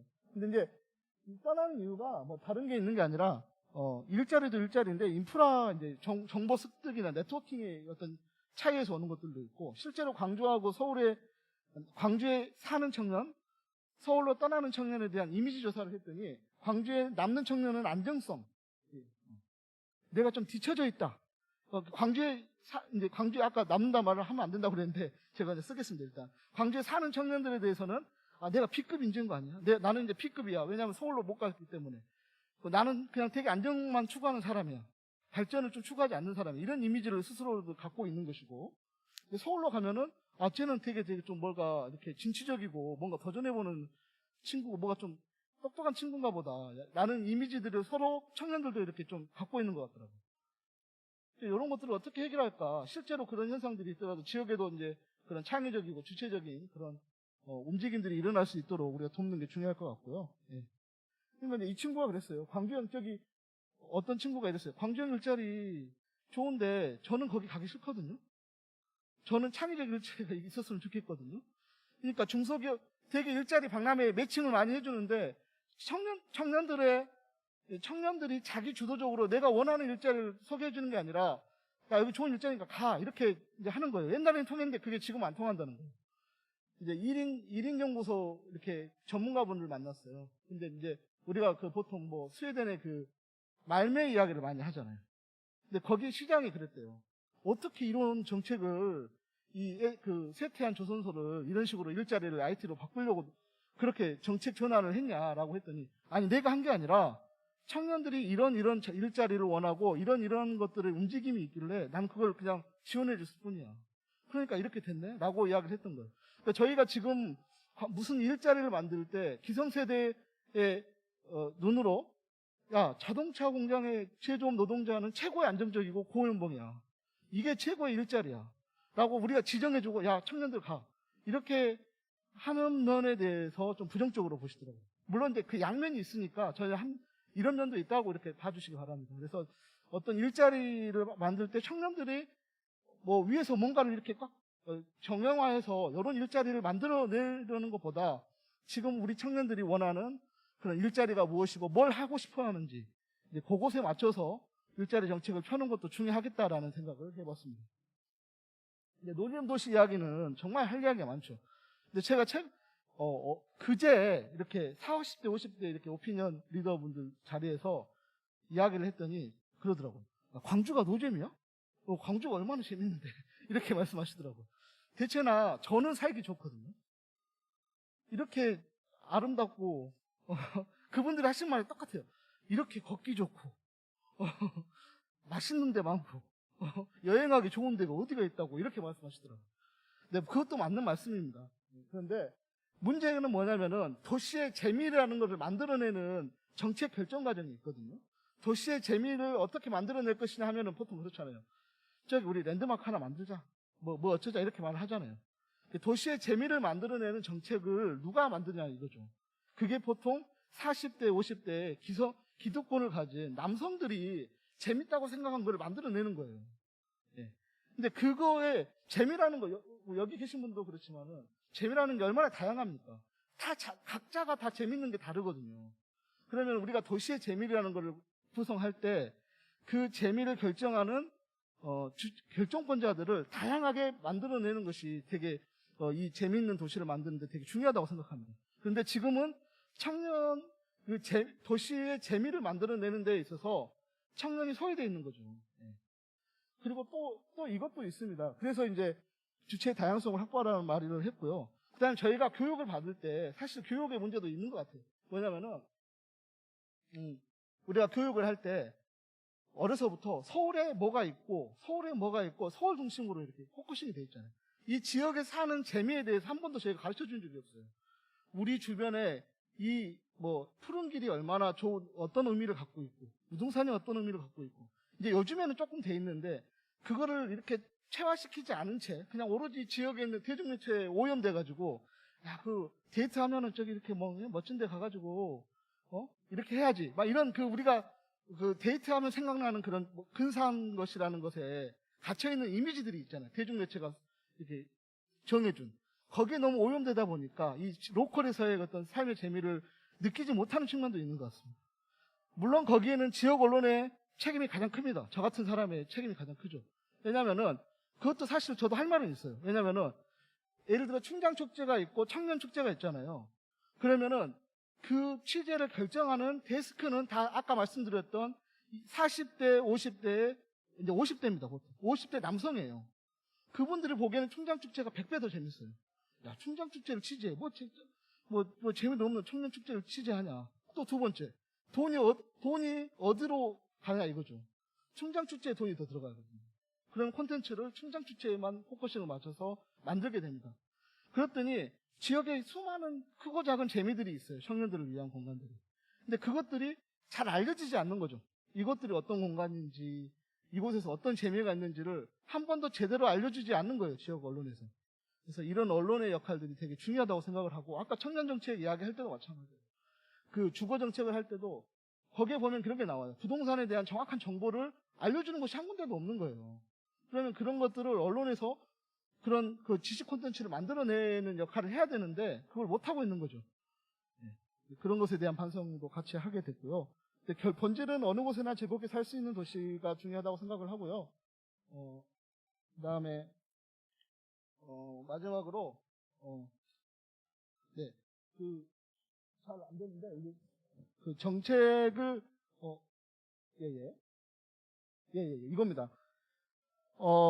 청년 정책은 청년에게 투자를 하는 게 아니라 보편적인 그 불투명한 그 과정을 지나는 성장기에 있는 한 세대에게 투자가 아니라 보편적으로 당연히 응당해야 될 일들을 우리가 지원을 해주는 관점의 전환이 좀 필요하다고 생각을 하고요. 이게 청년의 한 세대에게만 미치는 게 아닙니다. 이 사회가 유기적으로 구성되어 있기 때문에 청년 정책은 청년을 위한 특혜가 아니라 그 청년이 늙으면은 장년이 되고 장년이 또 그 노년이 되거든요. 근데 청년 때 제대로 된 정확한 지원을 해주지 않으면 이 사회 문제가 좀 더 커지는 거예요. 그래서 청년 정책에 대한 그런 관점의 전환이 필요할 것 같다라는 생각을 했고요. 아까 말씀드린 게 이겁니다. 그런 연결이 필요하고, 그다음 청년들의 70%가 헬조선이라고 하지만 실제로 70%가 정책 결정에 참여하기를 원한다고 합니다. 그런데 우리가 그런 청년들의 목소리를 상시적으로 정책 결정 과정에 반영할 그런 플랫폼들이 없는 거 아닌가, 이건 또 생각을 해보았고요. 그래서 직접적으로 청년들도 좀 더 적극적으로 해야 될 것 같고, 대신 이 세대 착취에 대해서는 조금 고민을 해봐야 될 것 같습니다. 제가 이게 써놓은 게, 부동산 50억 자산가인 아버지가 있는 거하고 평범한 노동자의 아버지하고 있을 때 이게 세대 착취론이라는 것이 일부에게는 적용되지만 어떻게 세대를 딱 나눠서 50대는 무조건 청년들을 착취한다고 이렇게 말을 할 수 있냐 이거죠. 이게 사회과학적으로도 말이 안 맞는 말이잖아요. 근데 자꾸 세대 착취론으로 가다 보면은 이게 우리가 그 본질을 가리게 된다라는 이야기들을 제가 한 것이 아니라 전문가분들이 해주셨습니다. 예. 예, 그래서 마지막으로는 중앙정부는 좀 보편적 청년 정책의 지원에 그 보편성에 좀 포커싱을 맞추고 정책을 설계하고 지자체에서는 지자체만의 특성들이 있습니다. 아까 말씀하신 뭐 광주형 뭐 주거 정책이라든지 이렇게 좀 맞춤형으로 정책을 설계하는 것이 맞지 않나라고 전문가분들이 말씀해 주셨습니다. 자, 이상입니다. 예. 네. 굉장히 많은 시간 동안에 청년의 자리 그 다큐멘터리를 만드는 시간들이 있었습니다. 그런 과정들을 아주 짧은 시간에 여러분하고 공유하는 게 쉽지는 않을 건데요. 광주 청년들에게 필요한 자리에 대해서 청년의 관점에서 접근해 달라. 그리고 우리 사회의 어떤 인식 수준 또는 조직 문화 이런 수준에서 봤었을 때 그런 청년의 자리는 어느 위치에 있는가라고 하는 것을 꼬집어 주신 것 같습니다. 예, 날씨가 이제 점점 이제 해가 뉘엿뉘엿지니까 좀 추워지기도 시작을 합니다. 이제 지금 제 오른쪽에 계시는 분들은 그동안 말을 한마디도 안 하셔가지고 엄청 이제 추우실 거예요. 이제 이분들에게 이제 기회를 드리도록 하겠습니다. 지금부터는 청년의 삶과 현실, 그다음 미래 비전, 청년이 원하는 자리에 대한 종합 토론을 시작하도록 하겠습니다. 물론 이제 그동안에 이제 발표하셨던 분들의 이야기에 덧붙일 수 있는 말도 될 수 있고, 아니면은 이제 거기에 대한 어떤 해결점과 대안을 우리가 같이 이제 만들어주는 거고요. 이 세 분은 그동안 광주 청년센터가 올 한 해 동안 했던 사업들을 준비하는 과정에서의 어떤 이야기의 물꼬를 지금 텄다라고 저는 생각을 하고요. 이제 이야기는 이제 제 오른쪽에 계시는 분들이 그 이야기를 이어가서 지금 보고 계시는 여러분들이 채팅창도 좋고요. 또 지금 현장에 계시는 분들도 이런 이야기를 나눌 수 있는 그런 시간이 되었으면 좋겠습니다. 원래 이제 제 그 시나리오는 이 그 토론자로 참석해주신 분들이 자유롭게 토론을 해주세요라고 얘기를 했는데 자유롭게 하지만 제 옆에 있는 최유진 위원장님부터 자유롭게 이야기를 시작하도록 하겠습니다. 네, 자유롭습니다. 앞서서 이제 발제를 해주신 세 분의 선생님들의 그 글, 그리고 영상, 그리고 발제문을 이제 과거에 이제 활동했던 그런 영역에서 미리 접했었어요. 그런데 오늘 이 자리에서 또 요약해주시고 또 부연 설명 또 뒤 이면에 있는 다양한 말씀들을 해주셔서 굉장히 이 청년 포럼을 통해서 정말 많은 양의 정보와 그리고 유용한 토론이 될 수 있는 자리가 마련돼서 감사의 말씀을 드리고요.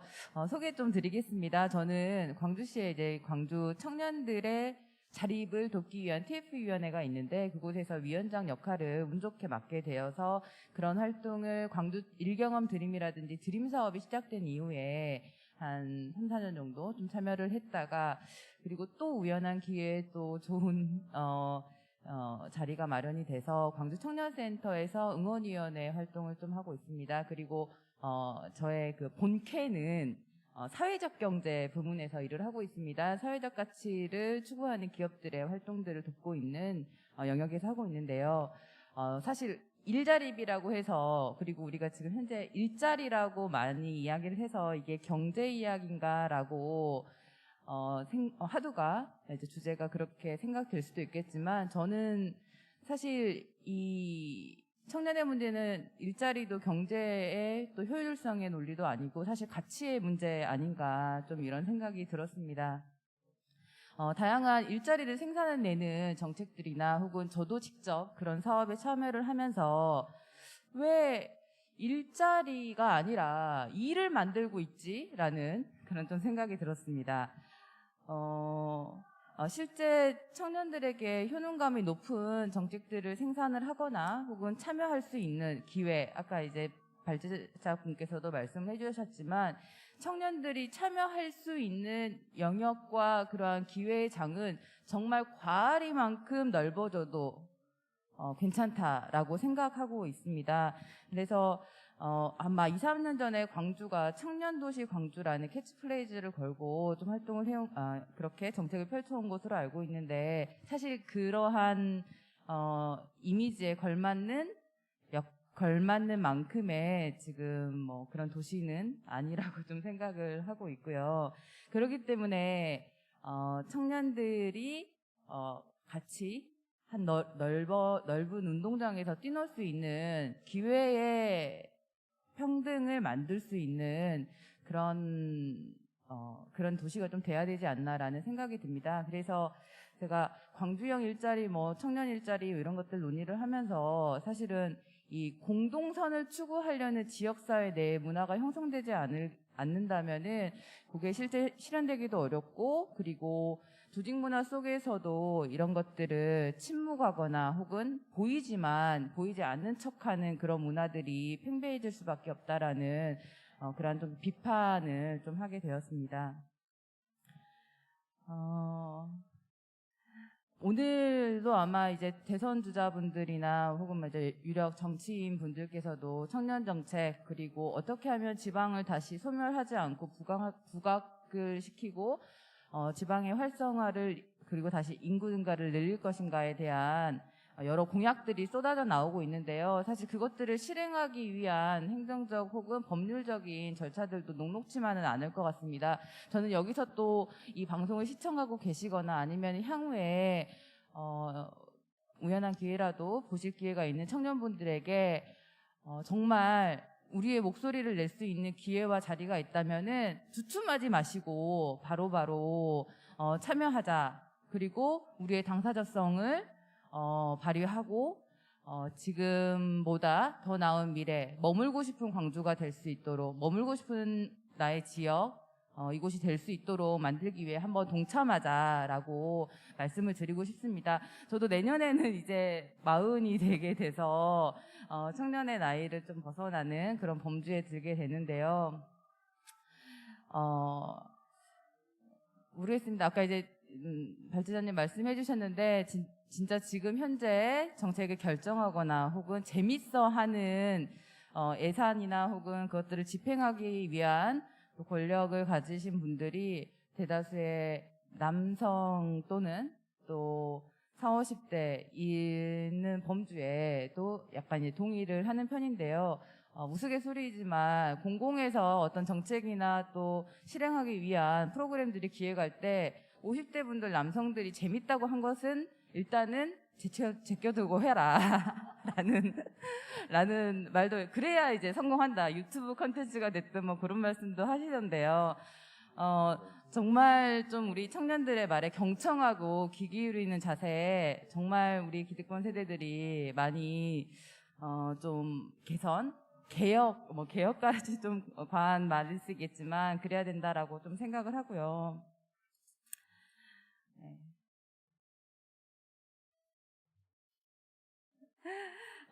네.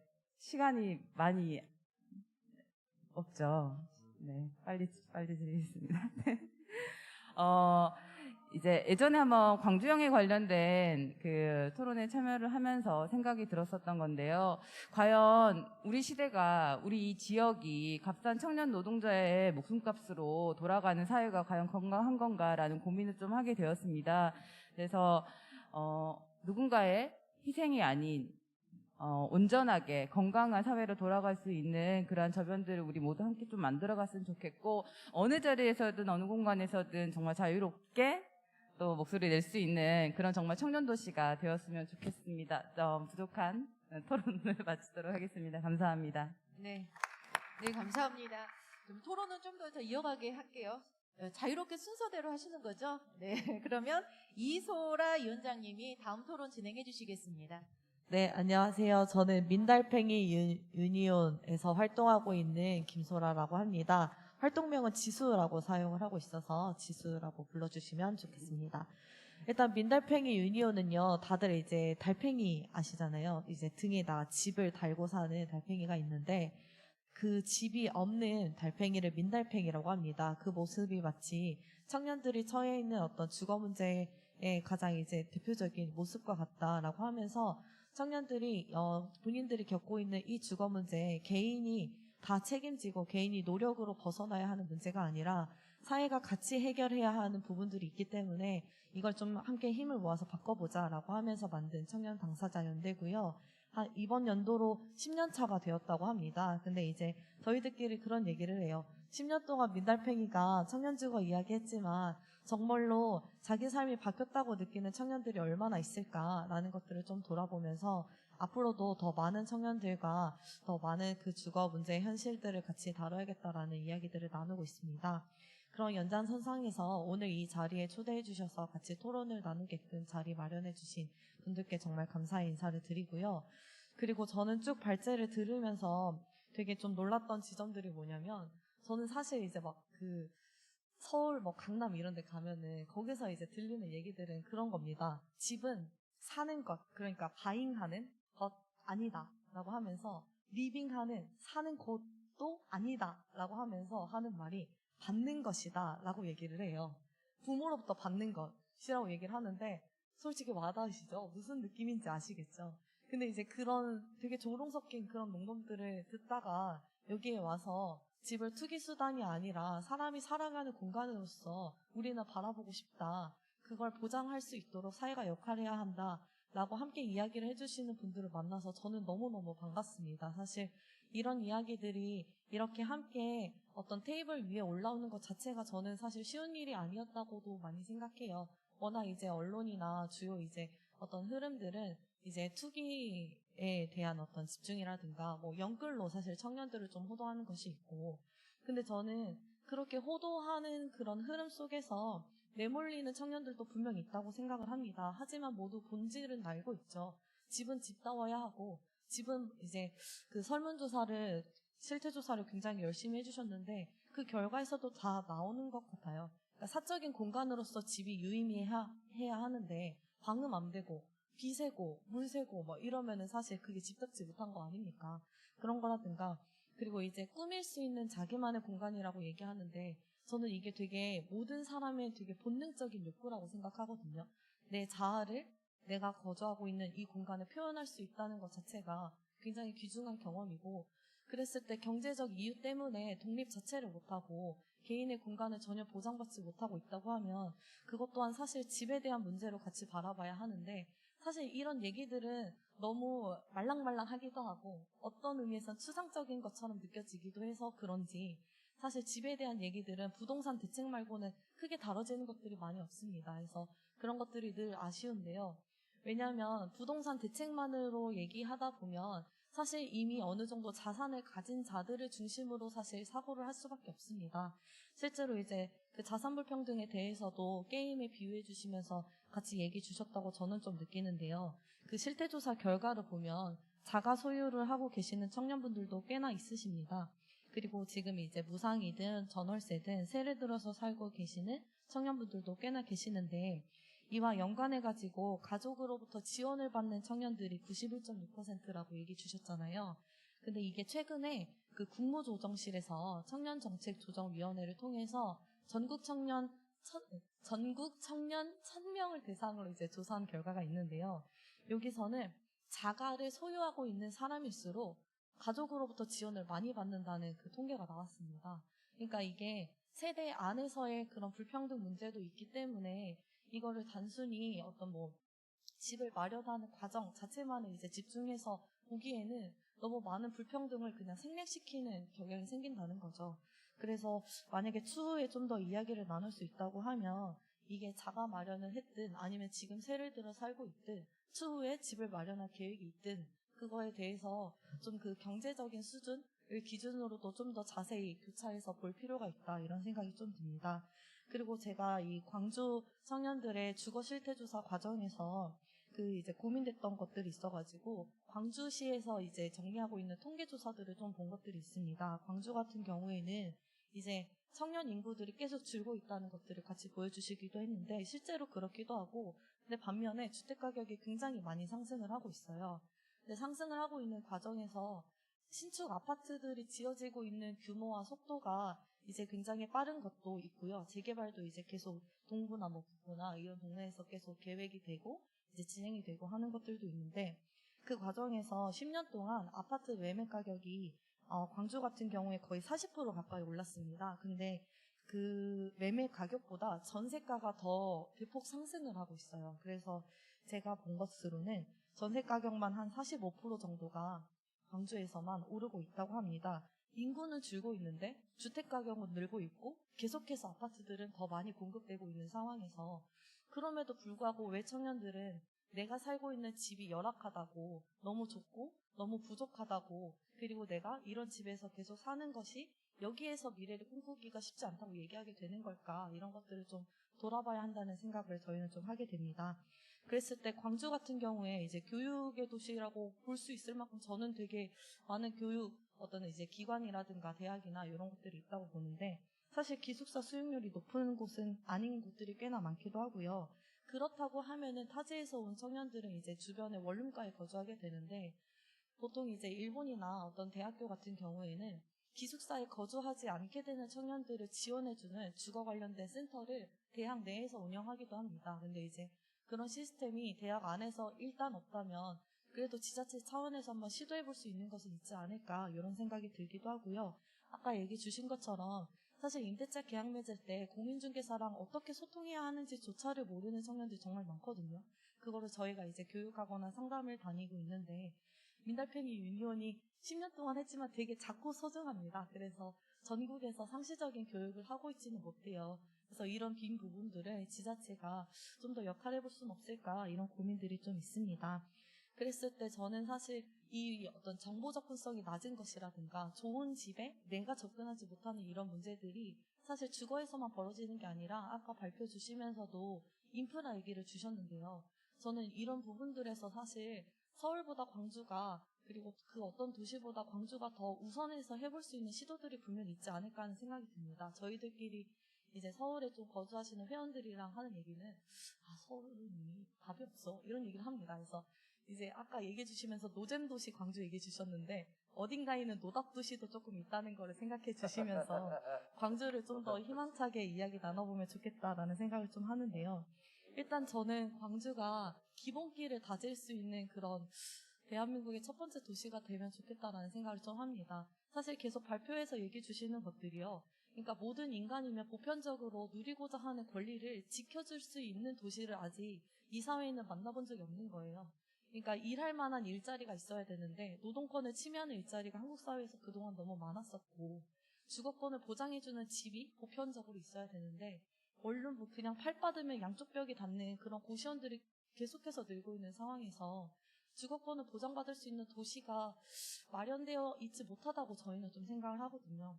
근데 이제 얘기 주신 것처럼 자리가 필요하다 이런 얘기 주셨는데 일할 자리, 살 자리, 놀 자리, 쉴 자리 이런 것들을 정말 그 기본기를 다지기 위해서 그러니까 이게 그냥 어떤 그 유행성으로 혹은 어떤 요령을 더 잘 피우기 위해서 그렇게 만드는 것이 아니라 정말 기본으로서 이 도시가 사람이 사람답게 좀 살아갈 수 있는 그게 어떤 뭐 아까 연령대나 뭐 성별이나 이런 거 얘기해 주셨는데 그런 거를 넘어서 누구나 정말 안전하게 자립할 수 있는 그런 도시가 될 수 있다면 너무 좋겠다 하는 마음으로 좀 이야기를 나눠보게 됐습니다.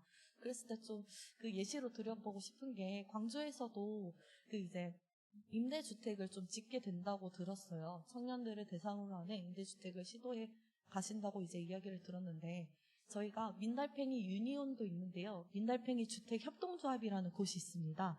민달팽이 주택협동조합은 청년들이 직접 만들어서 우리에게는 이런 집이 필요해요. 라는 것을 이제 수요를 이렇게 표현을 하고 공급을 하기도 하고요. 아니면은 공공의 집을 대신해서 관리와 운영을 하기도 합니다. 근데 그 과정에서 청년들은 어떤 경험을 하는 거냐면요.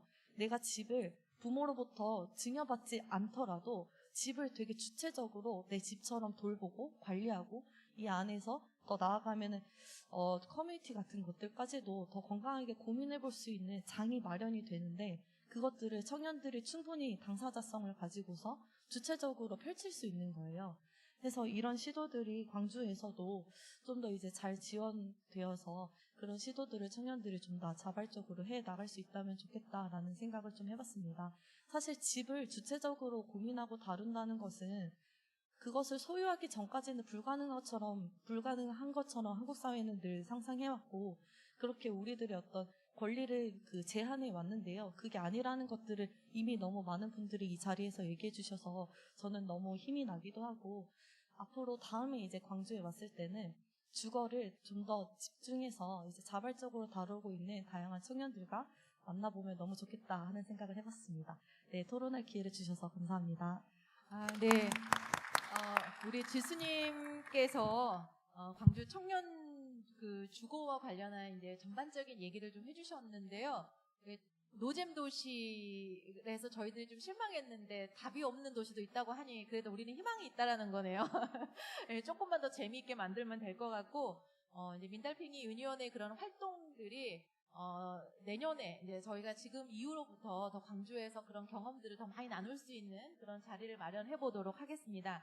제가 혹시 지금 준비를 하고 계시는데 제가 이제 새로운 어떤 시도라고 해서 우리 이정현 대표님이 먼저 주거 얘기를 먼저 하시고 마무리를 우리 김꽃비 이사님이 해주시면 어쩔까요? 괜찮으실까요? 네, 방금 이제 우리 그 지수님께서 말씀하신 그런 시도들을 우리 이정현 대표님이 아마 지금 하고 계시는 걸로 제가 알고 있는데 그런 상상들, 고민들을 같이 좀 나눴으면 좋겠습니다. 네. 예, 안녕하십니까. 저는 1% 공작소 대표 이정현입니다. 저희는 이제 국토교통형 도시재생 예비 사회적 기업 1호 기업으로 도시재생 현장에서 주로 이제 활동을 하고 있는데요. 사실 한 10년여 정도 지나면서 청년과 관련된 이슈들이 많이 바뀐 것 같습니다. 처음에는 저희들이 뭐 센터 설립부터 청년의 정치 참여 부분들도 이야기를 나눴었고 그 과정 속에서 정치에 참여하는 청년들도 굉장히 많아진 것 같습니다. 근데 그동안 저희가 항상 공유했던 문제의식들 중에 하나가 뭐냐면 우리가 오랫동안 포럼을 해오지만 그런 포럼들을 통해서는 사실 문제가 해결되지 않는다. 적극적으로 참여할 수 있는 내용들과 실증할 수 있는 경험들이 필요한데 사실은 이번 주거 문제에서는 좀 그런 것들이 필요했던 것 같아요. 저희는 국토교통부의 지금 테마형 매입주택 사업으로 첨단 지구의 114세대의 인공지능이 결합된 청년 주거단지를 지금 계획을 하고 있습니다. 그래서 사실은 저희가 이번에 그 주거단지를 좀 준비하면서 고민했던 것들은 뭐냐면 실질적으로 광주 청년들이 원하는 공간에 대한 어떤 디테일한 데이터가 없었다라고 하는 거예요. 예를 들면 이제 집 문제는 뭐 노잼이 아니라 노답이라고 하는 것이 맞는 것 같고 노답인데 그러면 우리가 어느 정도의 공간에서 어떠한 시설들과 어떤 기능들이 담긴 공간들을 구현하고 살기를 원하는지에 대한 사실 디테일한 데이터가 좀 부족했던 것 같습니다. 사실 그런 것들은 앞으로 여러 가지 활동들을 통해 가지고 아까 민달팽이 유니온 위원장께서 말씀하셨지만 저희한테는 이제 논의의 단계라기보다는 주거 문제에 관련해서는 어떤 실증이 필요한 것 같습니다. 직접 조성하고 실제로 어떤 것들이 더 필요한지에 대한 데이터들이 필요한데 그런 데이터를 바탕으로 오늘도 뭐 시장님께서 발표하셨지만 청년들을 위한 공간은 어느 정도 면적에 어떤 기능들이 들어가야 되는지에 대한 부분들이 분명히 좀 들어가야 되는 것 같고요. 단순히 청년 주거라고 해가지고 뭐 공간이 뭐 지금보다는 뭐 더 넓어야 된다라고 하는 뭐 그런 것들은 아니지만 실제로 필요성에 대한 디테일한 내용들이 조금은 실증됐으면 좋겠다라고 하는 생각들을 좀 가지고 있습니다. 사실 저희가 지금 이제 114세대를 건축을 준비를 하고 있지만 아직까지 이제 사업 승인일이 완료가 된 건 아닌데요. 사실 저희가 이걸 진행하면서 지금 고민이 많은 부분들이 뭐냐면 저희가 짓는 건물들을 실제로 LH가 매입을 해주기도 하지만 저희 회사가 직접 운영을 하게 됩니다. 그래서 이제 관리사무소 역할들을 하게 되는데 1, 2층의 근린 생활시설들을 포함해서 114세대의 도시형 생활주택들이 이제 만들어지게 되는데요. 저희가 이 부분에서도 여러 가지 기능들을 담보하기 위해서 요구되는 기능들을 담보하기 위해서 지금 지자체와 기관들과 협약을 진행을 하고 있습니다. 근데 중요한 건 이걸 순전히 민간 차원에서 진행하다 보니 사실은 지역에 있는 LH 본부나 지금 시청에서도 사실 이걸 진행하고 있는지 아마 모르고 계실 거예요. 저희가 이걸 민간으로 진행했던 이유들은 뭐냐면 그동안 청년 문제를 해결하기 위해서 행정과의 거버넌스를 굉장히 중요하게 생각했는데 생각보다 이런 것들의 문제 해결 과정들이 더디다라고 하는 거죠. 논의는 많이 있었지만 사실을 실행하는 과정들이 탄력을 받지 못하다 보니까 오히려 행정가의 거버넌스를 저희가 다시 생각하게 된 겁니다. 차라리 민관 차원에서 추진을 해버리자.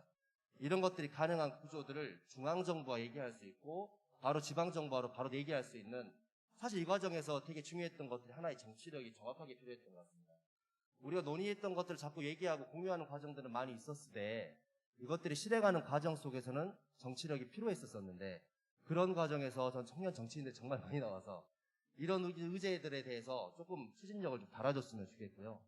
지금 주거 문제도 마찬가지만 이런 것들을 지자체가 좀 관심을 갖게 하기 위해서 사실 지금 뭐 광주과학기술원, 한전 KDN, 그리고 광산구청, 그리고 호남권 뭐 그린뉴딜 본부들까지 직접 발로 뛰면서 저희가 MOU를 체결을 하고 있어요. 사실 이런 과정들이 사실은 아까도 말씀드렸지만 이제 포린사이트 대표님께서 LH와 광주광역시 협약을 통해 가지고 이런 공간들을 만들자. 근데 그렇게 만들어진 공간들이 청년들의 욕구를 정확하게 반영하기는 어려울 거라고 생각을 해요. 왜냐하면 기존의 규격대로 집은 지어질 거기 때문에. 사실 이제는 저희가 중앙정부와 지방정부와 협업을 통해서 실제로 청년의 어떤 정책과 주거와 다양한 문제를 해결해 나간다면 이제는 청년들이 진짜 원하는 욕구의 디테일의 자료들이 좀 필요하다고 생각을 합니다. 그래서 여러 가지 영역에서 좀 그런 것들이 필요하지 않을까. 저는 오늘 뭐 이 정도 얘기 드리고 마무리 짓고 싶습니다. 감사합니다. 네. 지금 어쨌든 시도를 하고 있다고 하니까요. 그거에 대해서 좀 더 관심을 가지고 좀 더 이제 그 경과랑 이걸 같이 나눠주시면 좋을 것 같습니다. 이제 우선 토론자로는 이제 마지막이신데요. 우리 김코피 이사님께서 전체적으로 종합적으로 얘기를 한 번 더 해주시면 좋지 않을까 생각이 듭니다. 네, 안녕하세요. 저는 지역 공공정책 플랫폼 광주로에서 이사로 활동하고 있고 양림동에서 문화기획자로 일하고 있는 김국비입니다. 앞서서 제가 할 이야기들 다 많이 하셔서 제가 마지막에 좀 부담이 되는데요. 사실 오늘 뭐 청년의 주거 문제나 일자리에 대한 문제, 정치에 대한 이야기 많이 나왔지만 많은 부분이 어떤 주거 문제의 이야기로 많이 귀결이 됐던 것 같아요. 그만큼 청년들이 주거 문제에 많은 관심을 가지고 있다는 증거일 것 같은데 저는 조금 좀 다른 이야기를 또 드리면 사실 최근에 청년들한테 집이 앞서서도 뭐 얘기 나왔지만 잠을 자고 또 휴식하고 이런 공간이 아니라 레이어드 홈이라는 개념이 나왔잖아요. 일을 하고 휴식하고 또 네트워크를 하고 자아 실현하는 그런 공간으로 굉장히 다채롭게 변모를 하고 있어요. 그래서 청년들의 삶에 집이라는 공간이 좀 가지고 있는 그 만족도가 굉장히 앞으로도 커질 것이라고 생각을 합니다. 그래서 근데 저는 이제 이 주거 문제에 있어서 좀 더 다양한 층위의 청년들이 이 논의의 구조에 참여를 했으면 좋겠다는 생각을 많이 하는데 사실 부동산 자산으로서의 집도 굉장히 중요하다고 생각하고 그 부분에 대해서도 청년들이 많은 고민을 하고 있다고 생각을 해요. 어떤 자본에 대한 자본 이익에 대한 열망은 굉장히 자연스럽고 이 자본 이익을 통해 어떤 계급을 상승하거나 부를 축적하거나 이런 굉장히 자연스러운 이치잖아요. 굉장히 또 우리나라가 사회보장제도가 취약하기 때문에 어떤 집을 통해서 약간 노후의 셀프 복지를 좀 마련하려고 하는 그런 생각들도 청년들 많이 있는 것 같은데 제 친구들만 생각해도 영끌 대출을 한 친구들 정말 많아요. 그래서 청약에 참여했거나 이런 상황이 많은데 이런 상황에서 공공임대주택을 무조건 많이 공급하는 것만이 정답이냐? 저는 좀 아니라고 생각하거든요. 만약 그렇게 되면 영끌 대출해서 지금 청약한 제 친구들 나중에 다 빚쟁이 될 가능성이 너무 큰 거예요. 그렇기 때문에 저는 좀 주거 문제를 사회의 문제라고 생각하는 청년들과 또 시장의 문제라고 생각하는 청년들이 이렇게 좀 지금은 좀 양분화가 되는 것 같은데 이 두 가지 어떤 층위의 청년들이 좀 같이 이야기 나눌 수 있는 좀 공론장이 좀 더 만들어져야 된다고 생각을 하고 있고요. 그래서 아까 김태환 PD님 얘기하신 것처럼 청년들한테 임대주택에 대한 정보만 가는 것이 아니라 어떻게 하면은 재테크로서의 집을 마련하고 또 주거로서의 어떤 양질의 삶이 보장되는 주거를 만들 수 있는가에 대한 어떤 이런 다양한 정보들, 그 주거에 대한 다양한 정보들이 좀 올 수 있는 그런 구조가 마련되면 좋겠다고 생각을 했습니다. 그리고 이제 사실 오늘 좀 광주에 대한 부정적인 얘기들이 많이 나왔는데 제 주변에는 좀 살기 좋은 중소도시라고 말하는 친구들도 많이 있어요. 이제 사람이 너무 많지도 않고 또 어떤 자기 기본적인 삶을 영위하는데 기회비용 자체가 서울보다 높지 않은 그래서 꽤 살만하다 이렇게 말하는 친구들도 많이 있거든요. 그리고 예를 들면 서울에서 최근에 내려온 친구는 1억의 보증금을 가지고 서울에 살 때 진짜 침대에 딱 하나 들어가는 작은 집에 살다가 최근에 광주로 다시 이주를 해왔는데 집이 3배는 커졌고 부엌도 있고 이렇게 이제 최근에는 연애도 할 수 있겠다, 결혼도 할 수 있겠다 이런 생각할 정도로 굉장히 그 긍정적인 또 환경들이 있다고 생각하거든요. 그래서 이런 것들을 이제 청년의 어떤 주거 문제를 너무 부정적으로만 보지 말고 좀 다양한 층위의 청년들이 이 논의에 참여를 했으면 좋겠고, 또 많은 분들이 하신 것처럼 청년의 주거 문제도 단순히 문제 해결의 대상으로만 볼 것이 아니라 이 문제 해결의 주체로서 좀 청년들이 참여할 수 있게 그런 논의 구조들이 만들어지면 좋겠다는 생각을 했습니다. 네. 모든 패널분들께서 각자의 자리에서 느끼는 어떤 그런 생각들과 청년의 삶이 더 나아갈 수 있는 여러 가지 정책 제안에 대해서 이제 말씀을 해주신 것 같습니다. 이제 토론을 하면서 굉장히 공감이 가는 부분도 있었고, 또 우리가 이제 굉장히 더 생각을 더 많이 해야 되는, 또 반성을 해야 되는 부분들도 있는 것 같습니다. 청년 정책과 관련해서는 많이 한다 하지만 그래도 여러분들께서 말씀하신 것처럼 과해도 괜찮으니 더 많은 어떤 경험들과 기회를 달라, 그리고 광주시가 조금 더 과감해졌으면 좋겠다라고 하는 그런 주문들도 있었던 것 같습니다. 이제 거의 토론이 마무리 단계인데요. 이제 또 이쪽에서 이게 말씀하신 이쪽이 좀 추워주셨죠? 예, 그래서 다시 이제 첫 번째부터 발제를 진행해 주신 이명문 대표님께서 혹시 좀 더 보충할 이야기라든가 한번 토론하면서 하실 얘기 있으면 간략하게 이렇게 세 분 말씀 나누고 정리를 하도록 하겠습니다. 네, 많은 분들이 사실 청년 정책에 대해서, 청년의 삶에 대해서 고민을 하고 있는데요. 저는 우리나라의 가장 큰 청년 문제는 사실 격차에서부터 시작됐다라고 생각을 합니다. 지역 격차, 소득 격차, 자산 격차, 직업 격차, 이런 것들이 갈수록 커져가고 있는데, 사실은 이 격차가 줄어들면 줄어들수록 이제 주거에 대한 문제도 그렇고 청년들의 직업에 대한 문제도 그렇고 사실은 고민을 적게 하게 될 거라는 거죠. 이 격차가 커지면 커질수록 청년들은 안정성을 찾게 되고 이 격차가 이제 줄어들게 되면 도전성을 찾게 되겠죠. 네, 그래서 내가 조금 덜 벌더라도 좋아하고 열심히 하면서 살 수 있는 그런 것들이 이제 청년들이 되어야 되는데, 격차가 커지다 보니까 자꾸 무리해야 되고 안정적인 것들을 이제 찾게 되는 거죠. 근데 저는 참 안타까운 게, 이제 나라가 좀 예측 가능성이 좀 있었으면 좋겠어요. 근데 엊그저께 수능을 봤잖아요. 제가 사실은 아이를 키우면서 제 큰 딸이 어제 수능을 봤는데 어렸을 때부터 이 아이를 키울 때 저는 선행학습을 시키질 않았어요. 근데 이제 중학교로 가니까 수학을 어려워하더라고요. 근데 수학을 이미 선행학습한 아이들과 격차가 너무 벌어져가지고 그것들을 쫓아가는데 온통 시간을 써버리게 되더라고요. 근데 이게 뭐냐면 집도 마찬가지예요.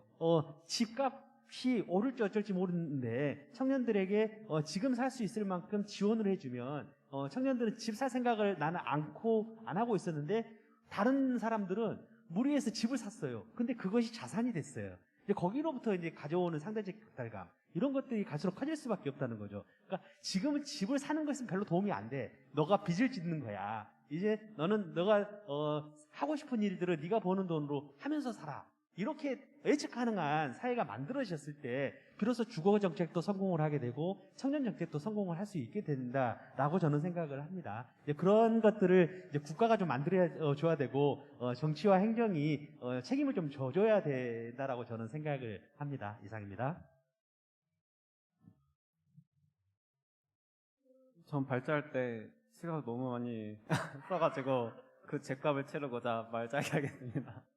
너무 처지게 해서 죄송한데 사실 아까 말씀을 다들 이제 희망적으로 보자면 사실 광주 되게 희망적이거든요. 그래서 부동산 격차 굉장히 좀 그래도 다른 시도에 비해서는 적은 편이고, 그런 면에서 노답. 그러면 지금 말이 오고 있는 그런 노잼이라는 거는 결국 공간에 대한, 주거를 대한 공간에 대한 문제거든요. 그런 측면에서 정말 솔직하게 우리 이제 광주에 있는 이 어른들이 이런 청년들, 이 어린 젊은 층들의 이런 놀 공간, 이런 휴식 공간, 힐링 공간에 대해서 정말 생각을 하고 있었을까요? 했다면 이랬을까요? 그 부분은 이제부터 해나가면 되는 거이기 때문에 저희 모두 화이팅 해서 그렇게 해보도록 노력을 하겠습니다. 말씀드리겠습니다. 아까 말씀 안 드렸던 것 중에 듣고 이제 갑자기 생각났는데, 청년들이 이제 청년 정책이 광주에 되게 많다라는 이야기를 제가 안내를 해드리면은, 근데 왜 그걸 안 찾아보세요? 혹시 그렇게 많은 걸 알아요? 이렇게 물어보면은 이런 이야기를 해요. 그게 조건들이 많기 때문에 그 조건들을 일일이 다 따져가면서 내가 그걸 찾아가서 그 정책의 수혜를 읽는 것이 너무 귀찮고, 내가 드린 시간에 비해서 내가 얻을 수 있는 이익이 적기 때문에 별로 청년 지원 정책이 많이 있다고 하더라도 내가 그것에 대해서 무관심해지게 된다라고 이야기를 많이 하더라고요. 아까 지금 누구나 조건 달지 않는 지원에 대한 이야기들 조금 제가 여기서 그 맥락에서 붙이고 싶었고요. 아까 이정현 대표님 말씀해 주신 대로 광주에 있는 여러 청년의 삶에 대한 데이터들이 좀 더 많이 나왔으면 좋겠어요. 그 데이터들을 기반으로 저희가 이럴 것이다라는 게 아니라 그 데이터 기반으로 훨씬 더 디테일하게 정책을 좀 설계하는 게 필요할 것 같고, 주거 정책에서 제가 항상 했던 말이 이거였어요. 저가 지금하고 제가 신입사원 때하고 지금 신입사원 때하고 임금은 조금 사실은 저희 회사 보면 조금 떨어졌거든요. 왜냐하면은 기성세대의 임금을 맞춰주기 위해서 그랬어요. 근데 저 때 제가 몇 년 모아서 집을 산 거하고 지금은 절대 그렇게 집을 못 사요. 항상 그 생각을 하면은 죄책감이 들더라고요. 아, 이거 진짜 세대 착취구나 라는 생각을 드는데, 또 그것도 이제 그러면은 이제 그렇게 되니까 집에서 이렇게 도움 줄 수 있는 사람하고 도움 줄 수 없는 청년들하고 격차가 엄청 커지고 있는 것 같아요. 아까 격차의 문제를 말씀해 주셨는데, 이런 부분들에 대해서 조금 더 우리가 좀 진지하게 심각하게 생각을 해야 될 것 같습니다. 이상입니다. 네, 우선 저희 발표와 토론의 시간은 이제 마무리가 되었습니다. 혹시 지금 현장에 나와 계시는 분들 중에 여기 나와 계시는 분들하고 다시 질문을 한다거나 의견이 있으시면 이야기해도 좋습니다. 혹시 있으신가요? 손을 번쩍 들어주시기 바랍니다. 네?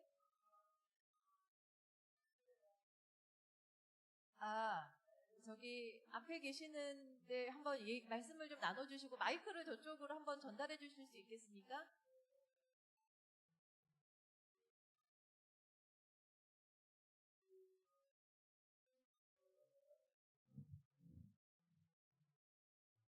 이쪽으로 나오시면 어떠겠습니까? 네, 지금 마이크가 그쪽으로 안 가는 것 같아서요. 이쪽에 오셔서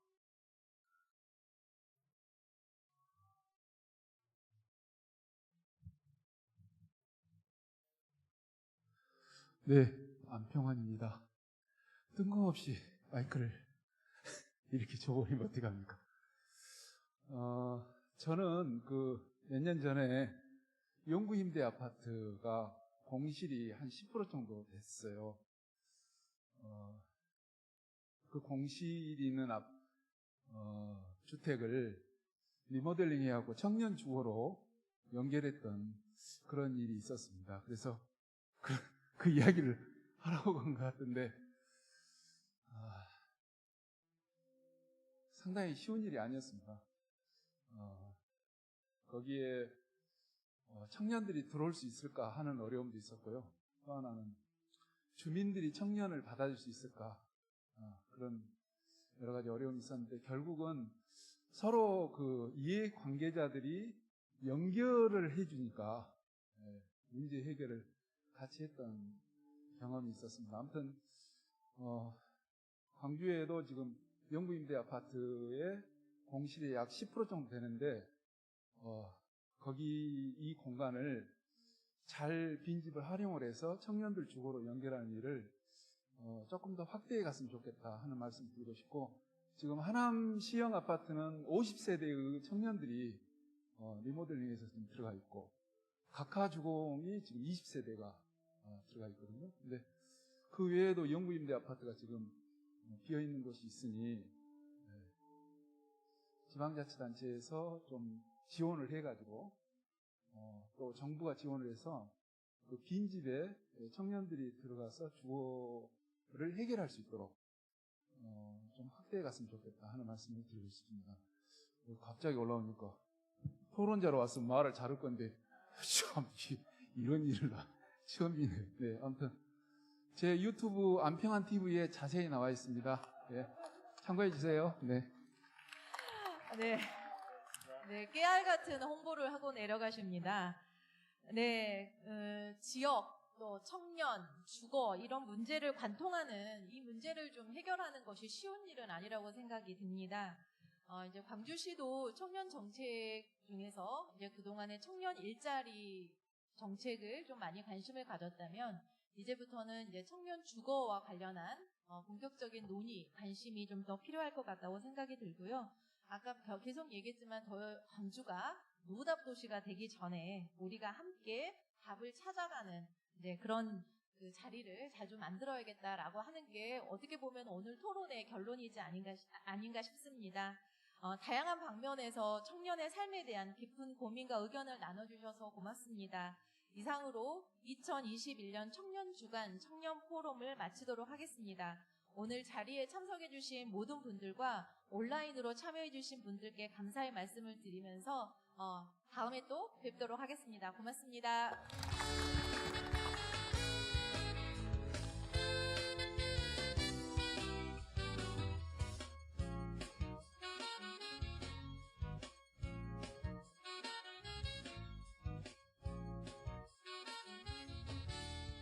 네, 기념 촬영 이어지겠습니다.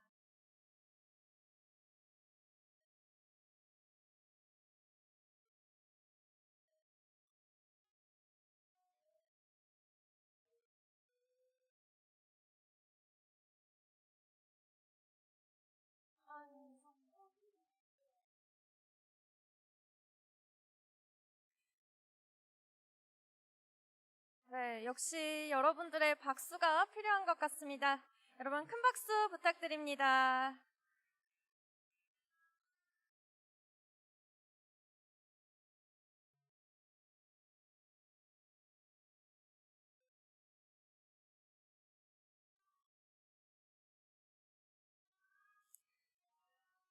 네, 저도 오늘 주제에 대해서 궁금한 부분들이 정말 많았는데 시원하게 알려주셔서 유익한 시간이 된 것 같습니다.